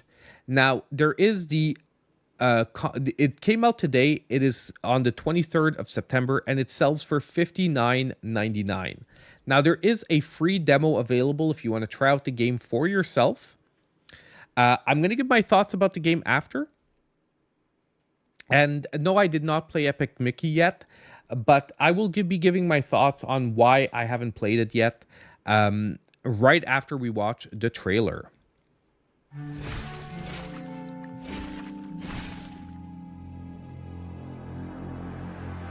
Now, we've seen this one a couple of times in different Nintendo presentations.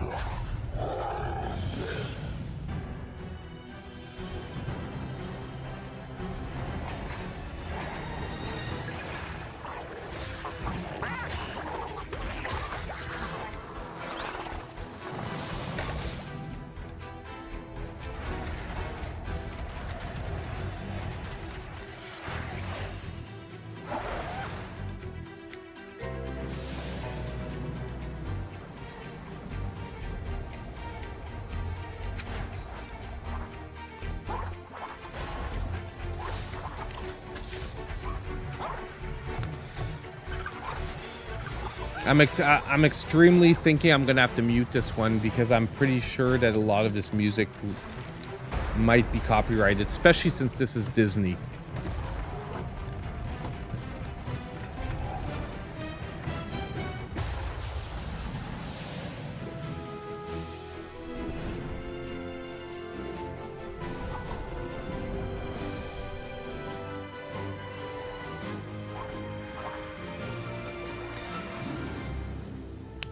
And there we go. So that will be Epic Mickey Rebrushed. I'll be honest with you guys, to me, the game looks really good. If I'm not mistaken, the original one came out on the Wii. This is basically an upgraded version of it. They seem to have smoothed out the gameplay a lot. And it looks very fun if you want a 3D action platformer. It looks very high quality. The refinishing looks like it's done very well. Here's where, however, I find why my down point is a sales price. I don't feel, however, that this feels like it should be a $60 game.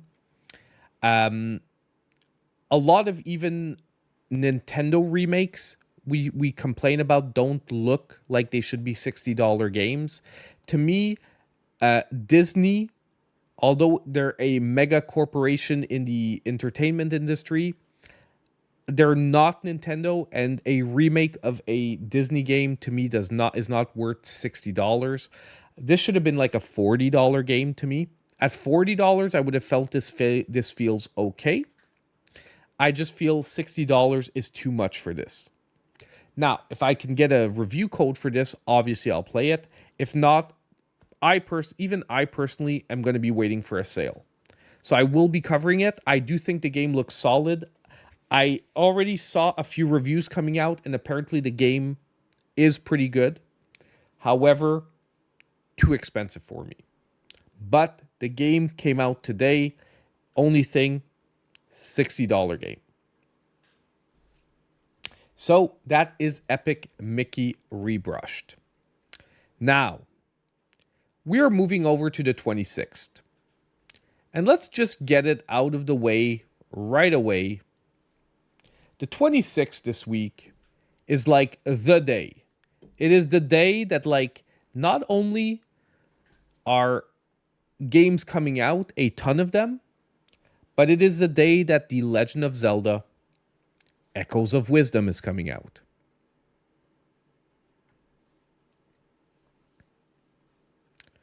Okay, you're one of those who gets upset with the woke stuff. Uh, I think you're talking to a Rokusaki and all that, but honestly, I'm just gonna say, I personally, and I've said it many times, I have no problem with the woke stuff. I just feel when it feels forced, I dislike it. And I don't like saying woke stuff, okay? Because either way, I just think that any type of diversity and inclusion needs to feel natural. If not, it feels faked, and it sort of defeats the whole purpose. But either way, let's look at the Echoes of Wisdom. We're going to focus on Echoes of Wisdom for now. Now, we're not going to watch the whole overview trailer. It is 6 minutes long. We all know Echoes of Wisdom is coming out. So exceptionally, this will be the only trailer that we are most likely not going to watch the whole thing.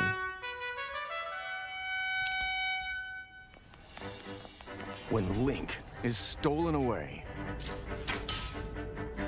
it's up to Princess Zelda to save her kingdom in a brand new entry in the Legend of Zelda series.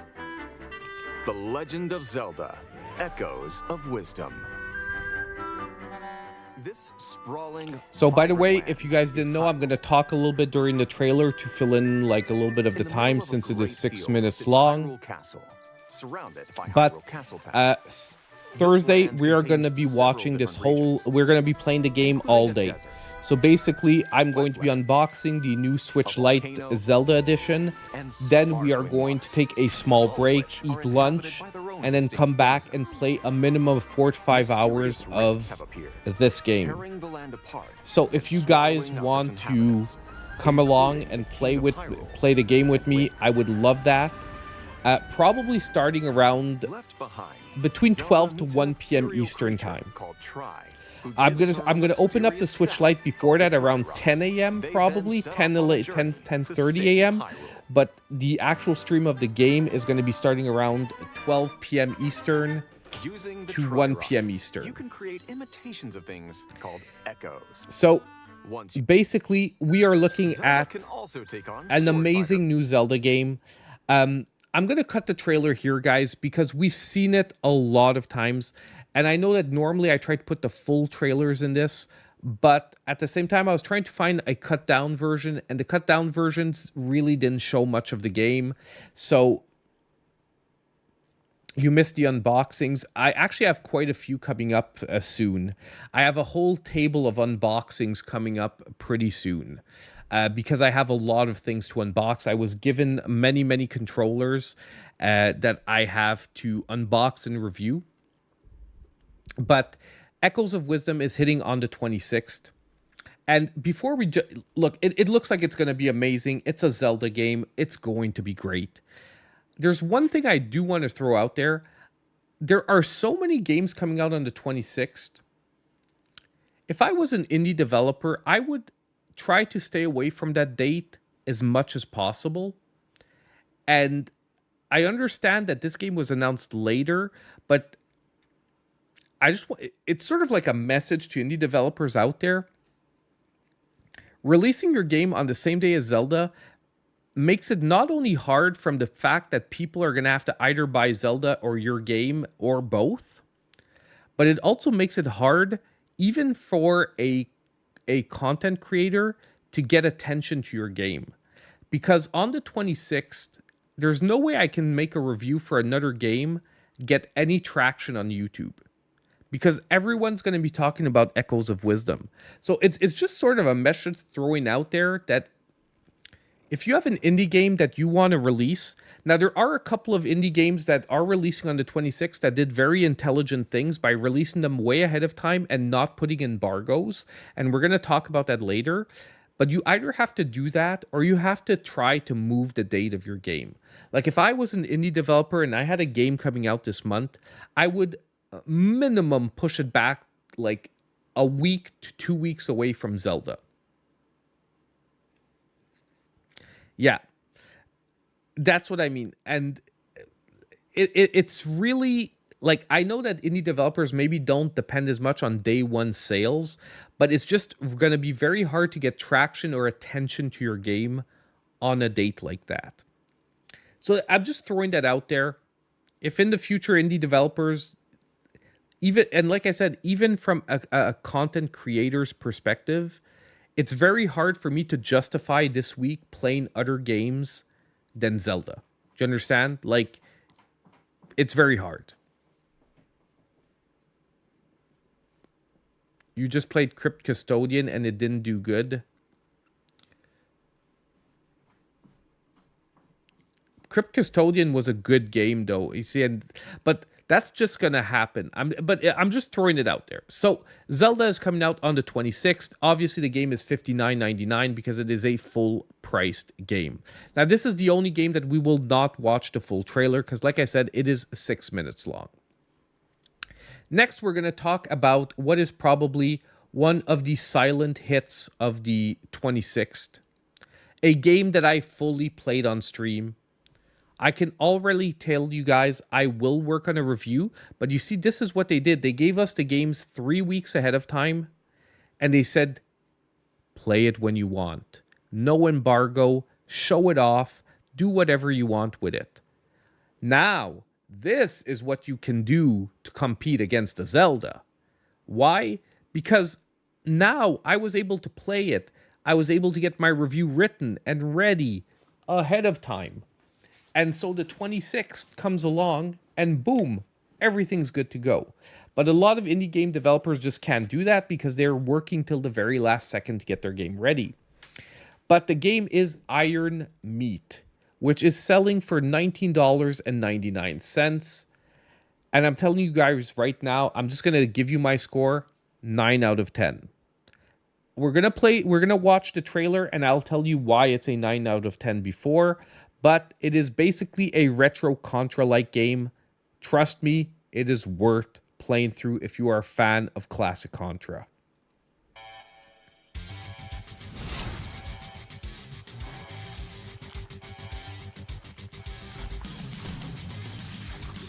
The music is amazing throughout the whole game, by the way. Now, I do know that the music is copyrighted, so I will be talking.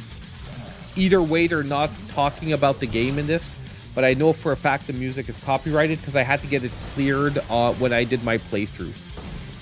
It took me like an extra day, and they did clear it, but I did get copyrighted for all of the music and then had to get it okayed by the developer.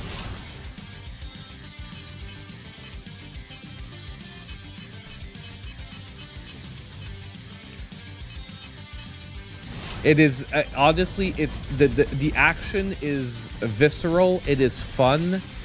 It is basically one of the closest experiences you'll get to an actual Contra game that feels at the same time how somewhat unique.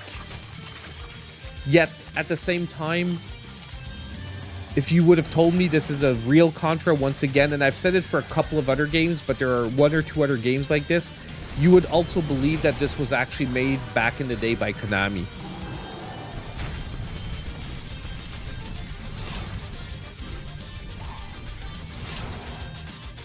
I'll explain also why it didn't get a 10 out of 10 as well. Which is something that I would really like to see maybe in a follow-up.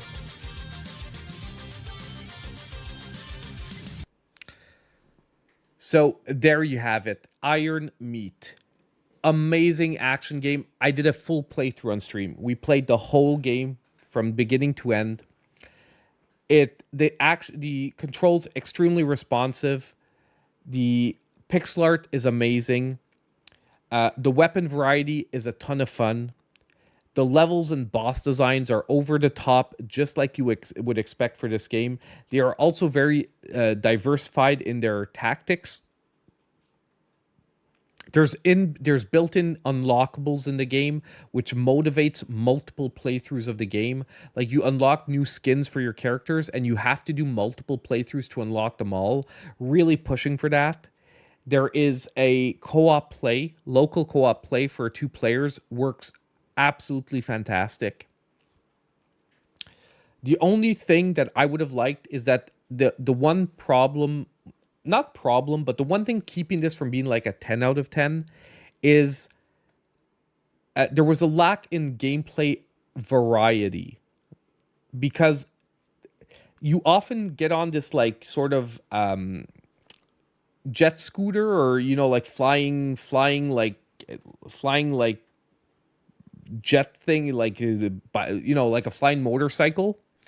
And this game would have needed one or two levels, like a level where you're riding the flying motorcycle. You know what I mean? Like a lot of Contra games in that, you have like a chase level or like a riding level.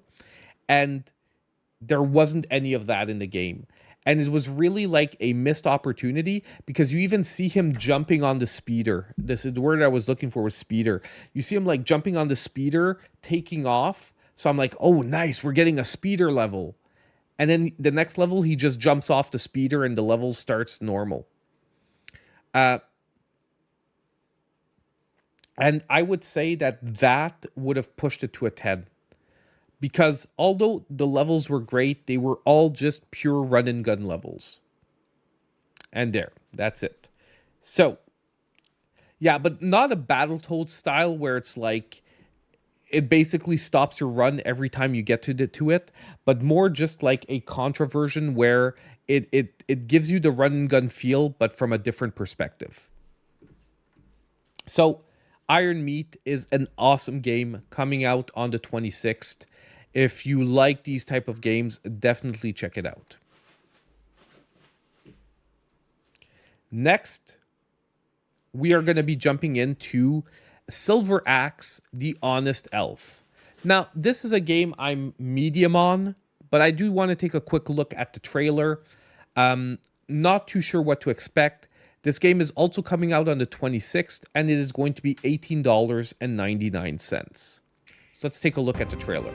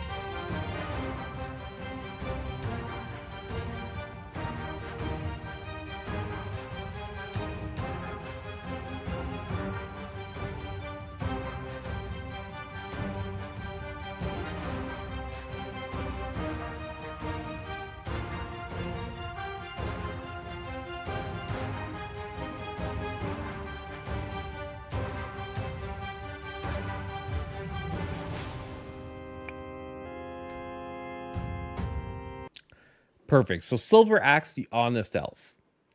I got slight, like it does look like it's going to be a Metroidvania, and I was getting slight Hollow Knight vibes from it. Hollow Knight vibes in the way the different levels look like they're set up.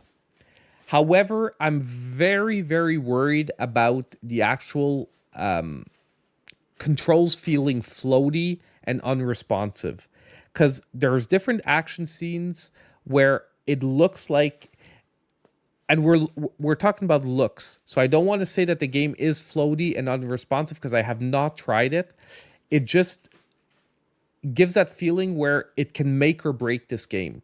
If the controls are tight and responsive, this game could actually be a ton of fun. If they're floaty and like lack the responsiveness needed for this kind of game, it could actually really hurt it.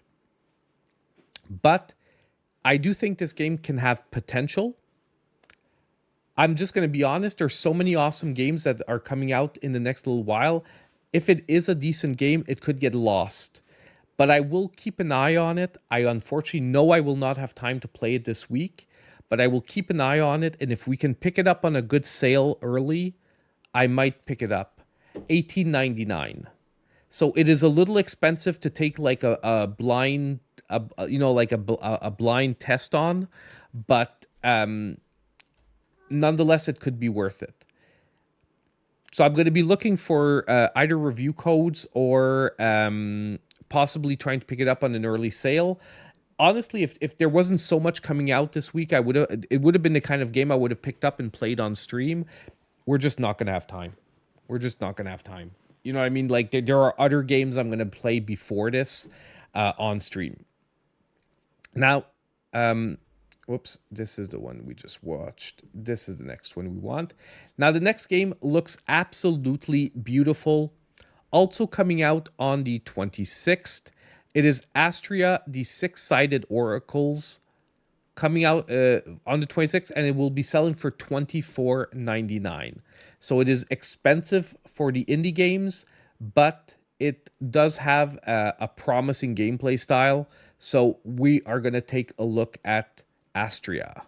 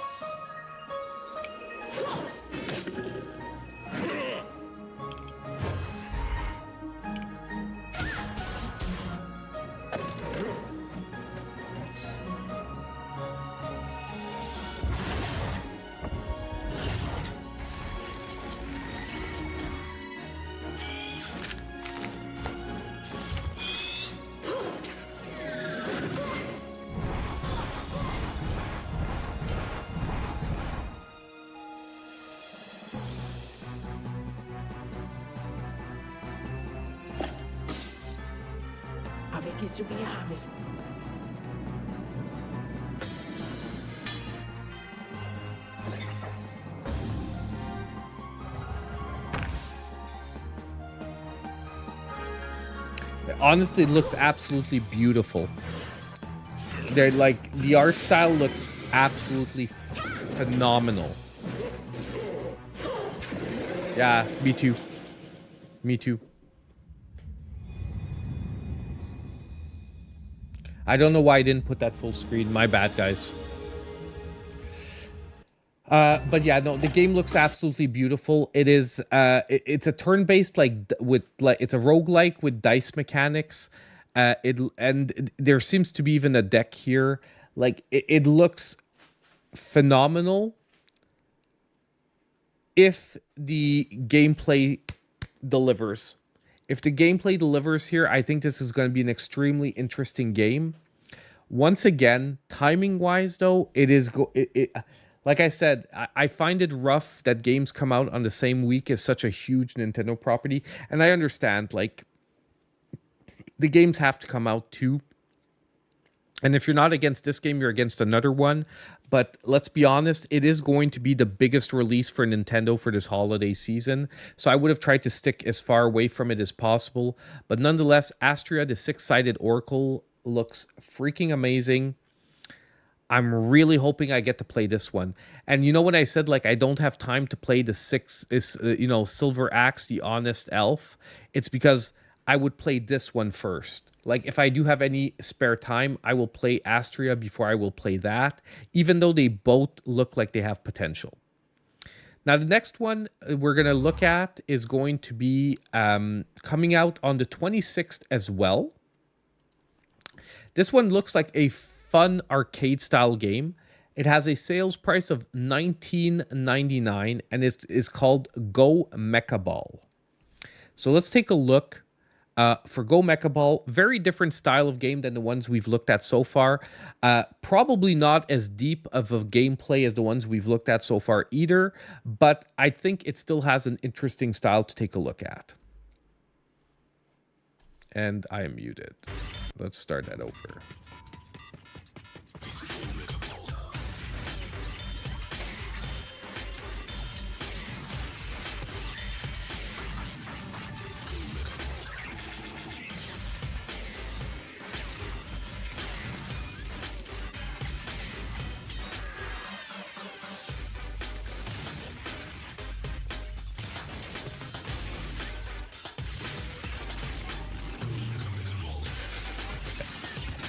So I just want to make sure I had the right quality on the trailer.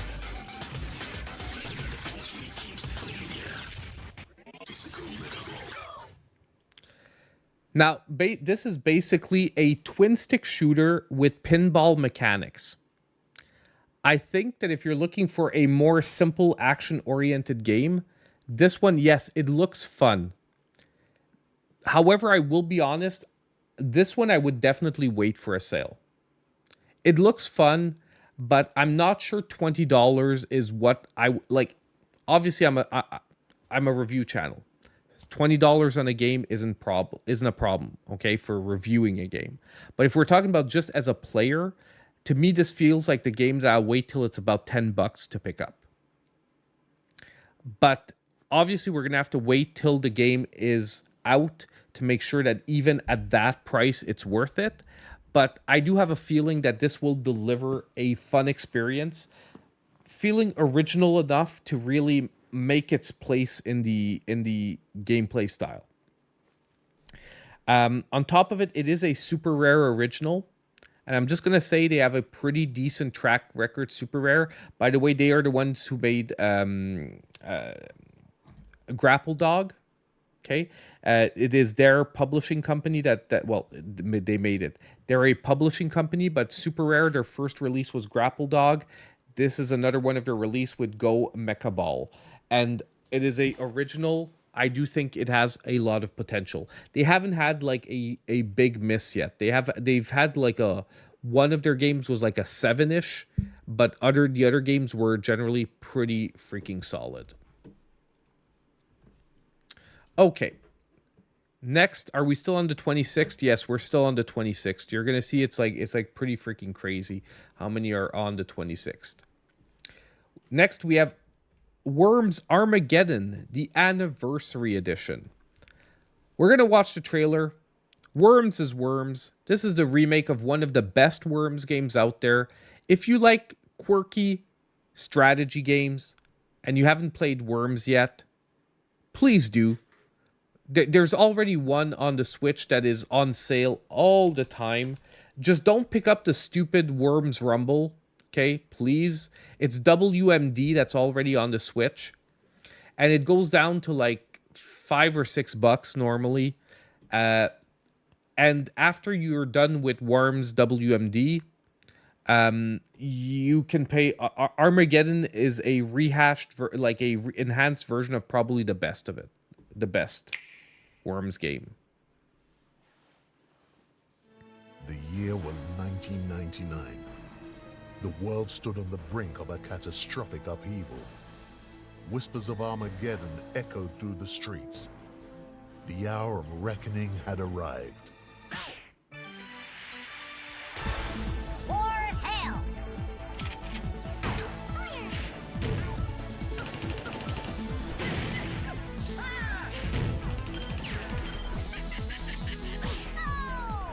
It's amazing, sir! I ain't seen nothing like it. Hey, that's grand.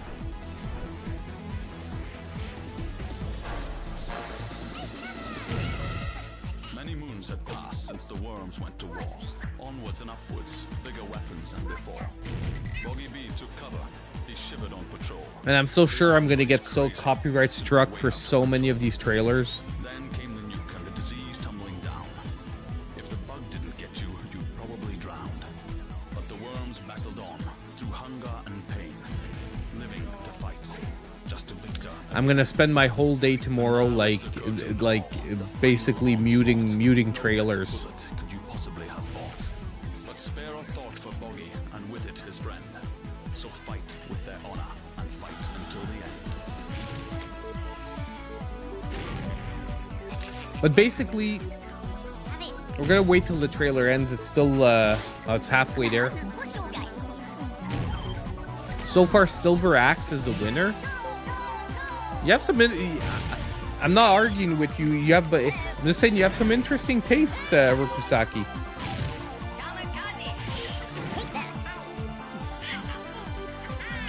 But I do think it could be one of those dark horse games where you don't expect it, but it actually turns out to be pretty fantastic.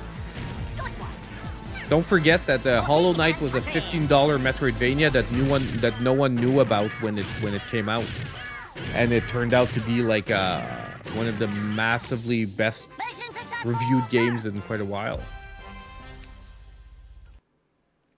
So Worms Armageddon, if you want some wacky fun, If you've loved the Worm series and you want an enhanced version of one of the best entries in the series, it's going to be a great one.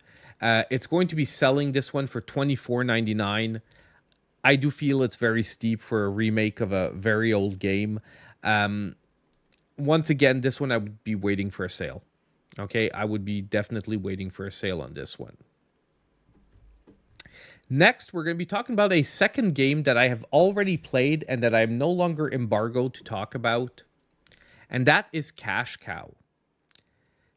We're going to watch the trailer, although it is extremely short. I might complement it with a bit of my gameplay that I have recorded that is totally... However, I'm going to mute it. Let me just make sure I can find it.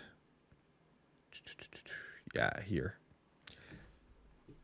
Okay, we're going to watch the trailer first, but then I'm going to complement it with a bit of the gameplay that I've recorded. It is a arcade-style game, and it comes from the same people that gave us Donut Dodo. Okay, it's the same solo developer that gave us Donut Dodo. Extremely fun game.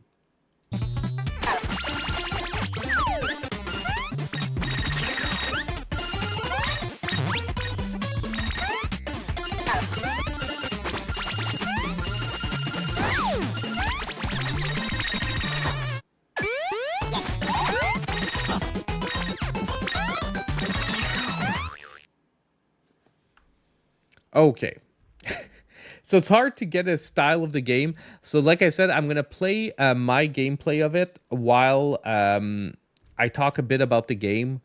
I'm just going to mute it here. So basically, it is an old school arcade game. Okay? And it's the way I could describe the gameplay is it is old school Mappy meets Pac-Man. So basically you play this cow and your point is you have to pick up all of the gold on the map without touching any of the enemies. And you see, like, here I just died. However, I've got to say, it is an extremely difficult game. Like, you'll see, I think I lose all my lives here because I lost 2, and I'm like, well, F this. It's not even worth trying anymore. So, basically, I'm pretty much going to die soon, if I'm not mistaken. But it's one of those games, too, you have to learn each level by heart. You have to know exactly where to go in each level. I finished level 1 in the next run, though. I do like a perfect run of the first level. But it is extremely fun, though. However, what's amazing is you can pick it up and you can do like 2 or 3 runs within like 5 or 10 minutes. And the whole game, if I'm not mistaken, is only 5 levels long. However, there are multiple difficulty levels. And I'm just going to tell you, it is extremely, extremely likely that it's going to take you hours of gameplay before you even finish easy level. And you have to play on easy, by the way. You have to play on easy before you can even play on medium. And then you have to finish medium to play on hard. But extremely fun game. Do not underestimate it. And it is only $5 or $6.99. It is only $5.99. Same thing that he did for Donut Dodo. Donut Dodo came out at only $25, only like $5, and it was an awesome homage to like classic arcade games, and it was definitely worth the $5. If you like old school arcade games like Pac-Man and the like, you will not be disappointed with these games.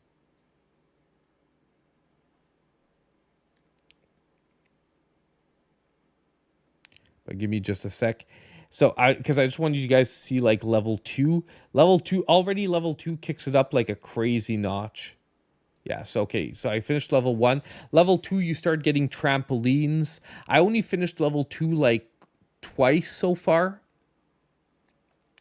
And it's pretty insane. Like, you basically have to know where to bounce in each level to be able to hit certain platforms. Because certain platforms are really hard to get to. You can only get to them in, like, one area. And you only have like, you know, Pac-Man, you have like the power pellets. Well, in this, you have like a pickaxe. Like when you have the pickaxe, you can actually kill the enemies, and it's the only way to be able to kill the enemies. But either way, cash cow, I can tell you, it's worth the $6 if you like arcade games. So overall, that is going to be a cash cow. Now we have one last game on the 26th, because yes, we're still not done with the 26th. And that's why I was almost laughing at the 26th. Like everyone's putting their game out at the same time as Zelda.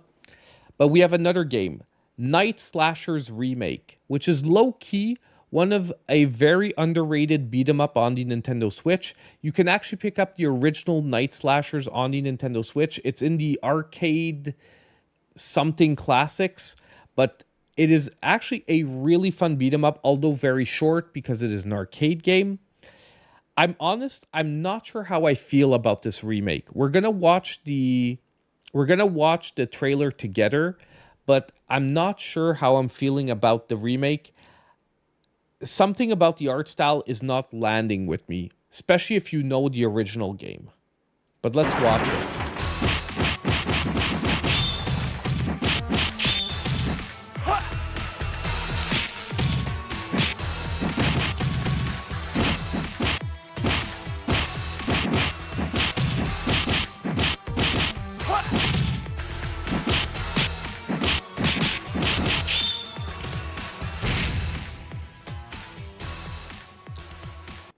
Okay, so something about the art style on the main characters is not landing with me in this trailer. Like they look, I think what it is their faces look devoid of emotion. Do you know what I mean? They look like generic. They look like generic characters. Like they look like generic Flash game characters. Like, you know what I mean? Their faces look like devoid of emotion. And the first game was the opposite. It was like amazing, campy, horror, over-the-top dumbness.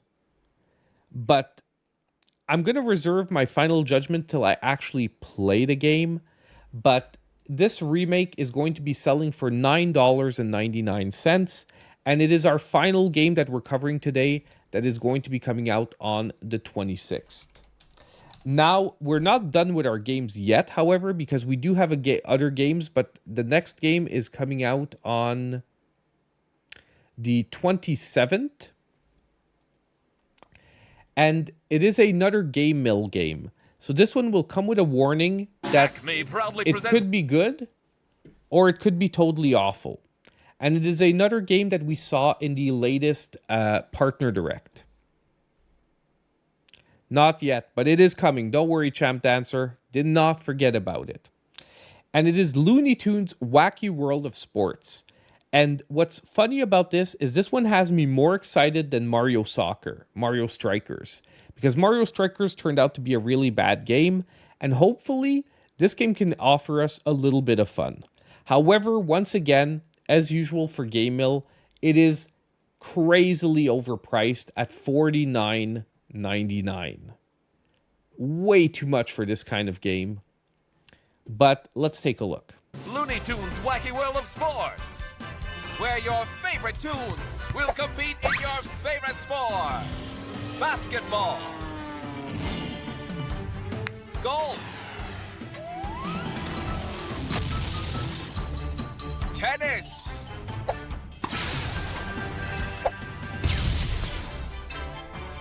and soccer. And who will win the ultimate prize? The Golden Anvil. Let's find out. It's time for the Acme Tournament of Champions. What's up, Doc? Let's see if you... For $50, yeah, it is a lot to ask for, especially because we did get some gameplay footage, but I wasn't able to find the trailer. Let me just see, because I had another trailer here. Yeah, that's the that's the same one. Give me a second. I tried to do this before, and I was sure I had the gameplay trailer.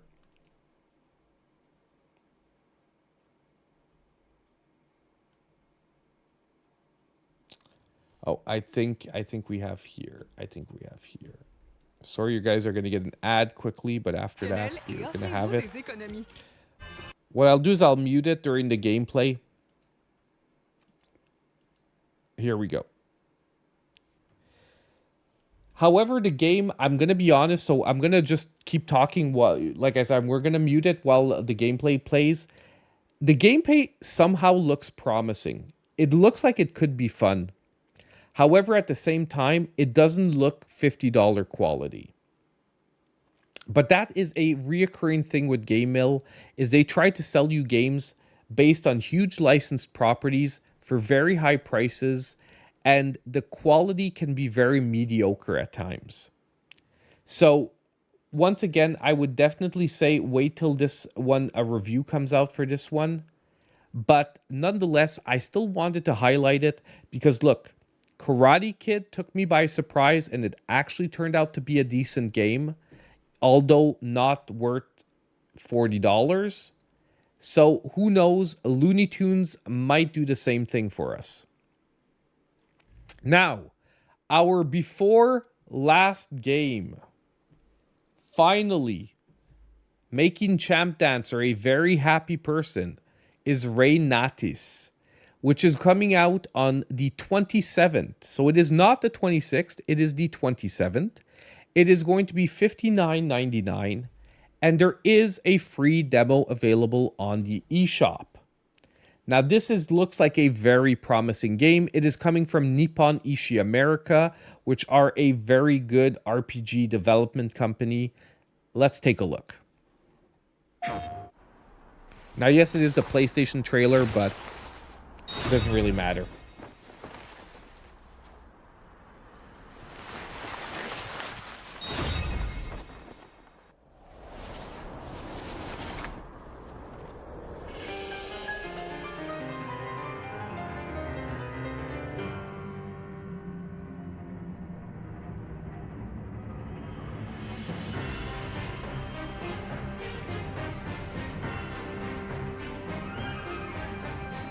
俺は14の冬に生死の境をさまよい、そして魔法を手に入れた。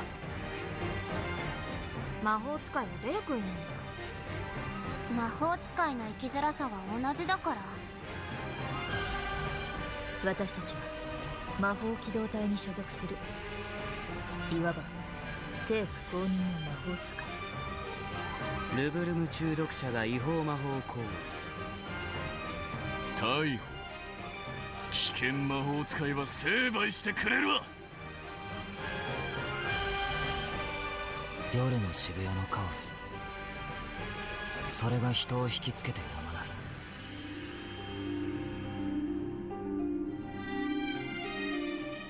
い。漂う魔法物質、ドミヌスの森の入り口だ。その風に乗ってドミヌスに会いに行くんだ。魔力の管理にマリを解放してくれるだろう。見せてくれよ、最強を。終わりだ。見切った。食らいやがれ。サンゲスメラスポテンティア。吹け光線の嵐。お前たちの仕事は戦闘だ。私の中に自分を見た。秘密を抱えて死ね。私には使命がある。俺はここじゃ終われない。世界は君を中心に回り始める。And there we have a Ray Natis. Now there is a little bit more here at the end.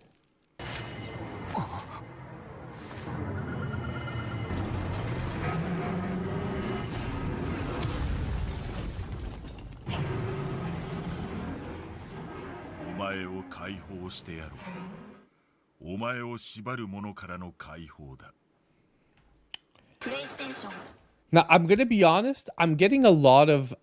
I'm not personally familiar with the series, so if there were games before, this is a series that, like, when it popped out, I'm like, wow, visually it looks interesting, but haven't really heard about it before, and it's really odd because I'm generally pretty knowledgeable with Nippon Ishi. Like, I know a lot of their games, but to me it gives me very much Persona vibes. Like, it looks like a Nippon Ishi sort of trying to capitalize on the style of Persona. With maybe flashes of Bayonetta here and there. You know what I mean? Like, however, what I'm really not clear is if the gameplay plays out like in a sort of action RPG style, or if it plays out more like a pure action style. But overall, still, it looks like a very promising release hitting on the 27th.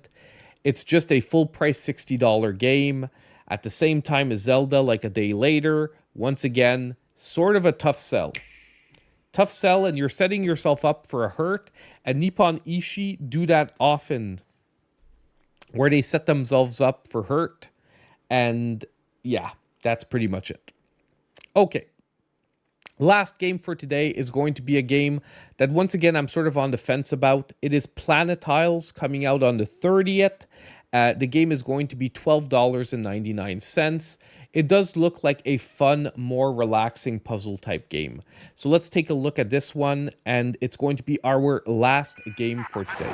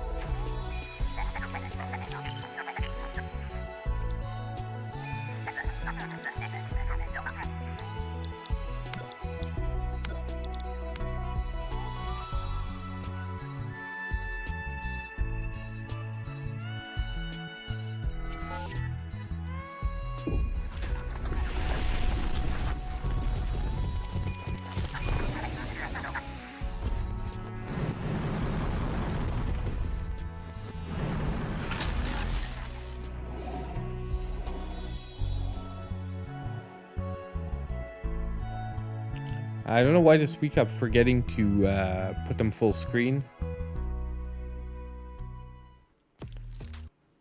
Okay, so there we have. I'm gonna let the ad end, or else I can't go backwards through it. Hey, you guys are getting French commercials! Yay! Okay, so like I said, relaxing puzzle type game, sort of like a world city builder, but done with a different perspective. Looks interesting. I'm very interested in this one.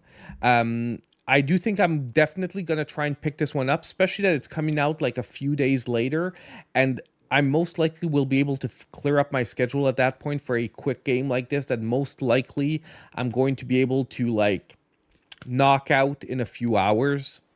It looks like something that is going to be fun, and Planet Tiles, for the right type of player, can be, I think, a great pickup for next week. Obviously, haven't played the game yet, so do wait for a review or whatnot before convincing that it is a great game. But I do think it's one that you should keep an eye out on if you're looking for a more relaxing puzzle type game. Okay, so that is it for the new Switch games, or the new Switch games at least that have caught my eye for the next week. I've got to be honest with you, there were maybe 2-3 others that looked interesting, but we were already so jam-packed with big games that I think we need to focus on these for this week. If, however, I missed out, you're one of a game that you definitely have your eye on for next week, you can always leave it in the comments down below. I can always try to check it out a little bit later on. So that is pretty much it for this week. And I do think we're going to be ending the podcast pretty soon. So if anyone has some last minute questions or things they want to discuss, let me know in the comments now. If you've set it higher up, you can always repeat your question because it'll be easier than me trying to spam through the chat and find it. But Let me know in the chat. I'm going to read through a few comments I see here. Toys R Us, the video game walls. Oh, the memories. I do agree, man. I remember when they were liquidating all the Sega Genesis games because the Saturn was coming out. And I picked up like, I think it was like 30 or 40 Sega Genesis games for like $10 a piece. And I don't know if guys know, but back then $10 a piece for a video game was extremely cheap because games just never, like, people forget that games actually cost more like in the 90s than they did today on average, just because games didn't lower in price as much. Like, there weren't sales on games. Like, you couldn't buy $5 games and have a fun time when you were a kid. Like, a Nintendo game was like $60. Some games went up to $100. I remember on Super Nintendo, Evo, when I bought it, was $100 because it was like a low run imported game in Canada. But yeah, I do remember the wall of games at Toys R Us. I remember it was a row, and you walked down the row, and one side was Super Nintendo and the other side was Genesis. And you just basically had games, a whole row full of games. But yeah. A few years ago, a AAA game was 40s tops. Now it's 60. If you want some deluxe editions, 90 or 100. Yeah, games went up and down.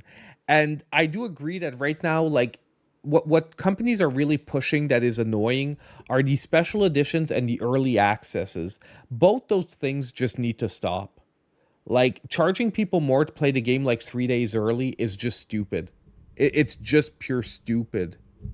And, like, honestly, I think people just all need to be like, we're not going to pay for it, but it's never going to work because you're always going to be people like, oh, I don't care, I'll give $20 more to play early. But it's not actually early access. That's just a game release date. Everyone else is getting late access. You know what I mean? It's not even early access. That is when the game came out. Everyone else did 3 days later is late access. Yeah, 64 games were extremely expensive. You finished Pepper Grinder yesterday. You were going to get the physical next week, but it's too short. Not sure about double dipping anymore. I understand your feeling. I really hope Pepper Grinder would get some free DLC. I think if Pepper Grinder could add like an extra world as free DLC, I think they would seriously enhance the value of that game. Just one extra world of free DLC, I think would push it to the level where, like, you only need like an extra 45 minutes to an hour of gameplay for it to feel like good.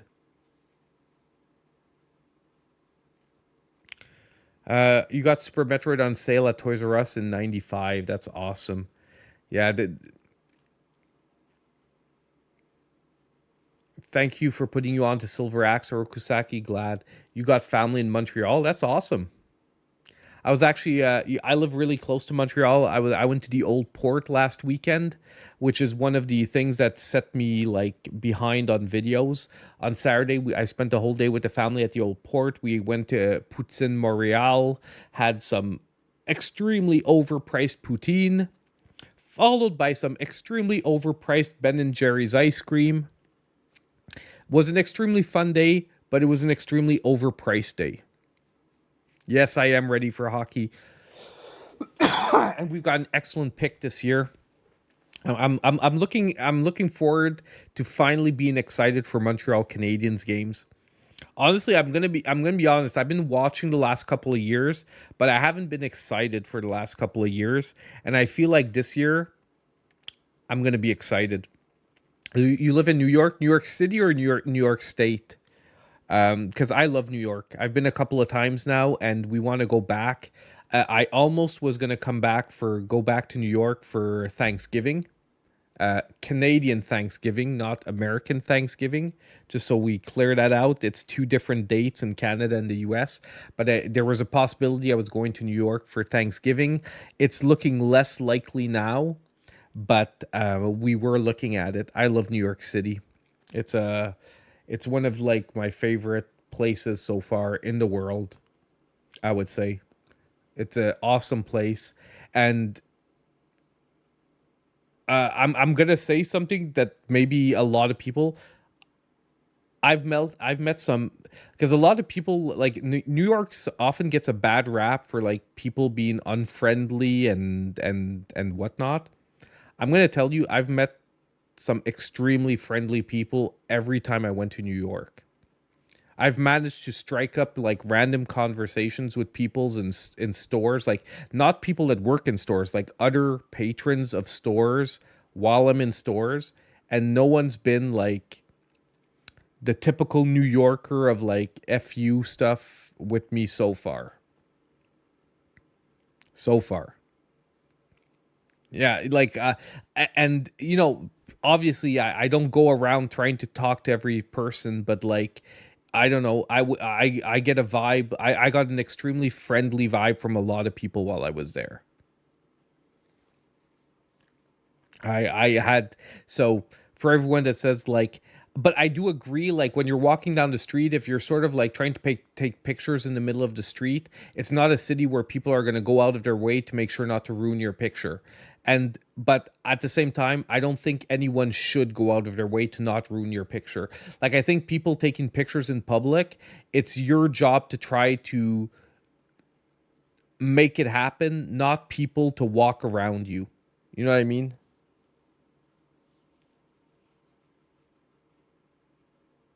If you wanted FU, say the Green Ranger is better than the White Ranger. Dude, everyone knows the Green Ranger is better than the White Rangers. Than the White Rangers, than the White Ranger. It's getting late, guys. I'm starting to slur my word. Not slur, but I'm starting to lisp a little more. As you can see, when I get tired, I've told you guys I have a speech impediment where I lisp. And however, I've worked on it a lot. But the tireder I get, the less I can hold it back, and I can force my mouth to form the words without lisping. It's something I have to actively, like, you know, I'm not gonna say I have to think before each word, but if I get too like, you know, like I'm falling asleep, I'm gonna start lisping more and more. But yeah. Go to bed, get some rest. I definitely will, because I do want to get up early enough to put out the deals video for tomorrow morning. So, hey guys, I had a lot of fun tonight. Love the podcast. I'm glad that we're back on schedule. It'll be back to every Monday. Like I said, I was sick last week. No, I was sick 2 weeks ago. Then last week we had the internet problem on Monday, so it was split between Monday and Tuesday. But now we should be back to normal. I'm gonna try very hard to get an Astrobot stream before Thursday. I cannot guarantee it. Plan B, if I do not get an Astrobot stream before Zelda on Thursday, I think we're going to stream it on Friday. Friday will be an Astrobot stream. And unless I'm so into Zelda that we play Zelda again, okay? That could always happen, and that I'm going to go off the cuff on Friday with how I'm feeling. Oh, and lastly, I got myself a new 2D controller from 8-Bit though, because I told you my Pro 2 the D-pad was getting less responsive, so I got a brand new one. I'm gonna get another Pro 2, but I didn't have an SN30 Pro Plus that worked well, because I had the Game Boy version and mine must have been a dud, because the D-pad is the worst thing I've ever played with. And the buttons lack responsiveness. This one, top notch. So I really just did get a dud last time. Anyway, bring my favorite back, Sonic water levels. F you with the water levels, man. I hate Sonic water levels. Yeah, well, I have a lot of controllers to open. That was when I actually got myself, so I didn't get it sent to me, but I have like 6 controllers over there that companies sent to me. I'm way behind on them, so we're gonna open some up. Yeah, I have the NES, the SNES version too. I just have that one with my retro systems and the 8-bit adapters for the retro systems. So I tried to not bring it for my Switch so that it stays in my retro section. But okay, hey guys, have a great night. Thank you for showing up to the stream. Don't forget to hit the like button on your way out. And as usual, I hope I'll see all of you in my next video. Have a great one, guys.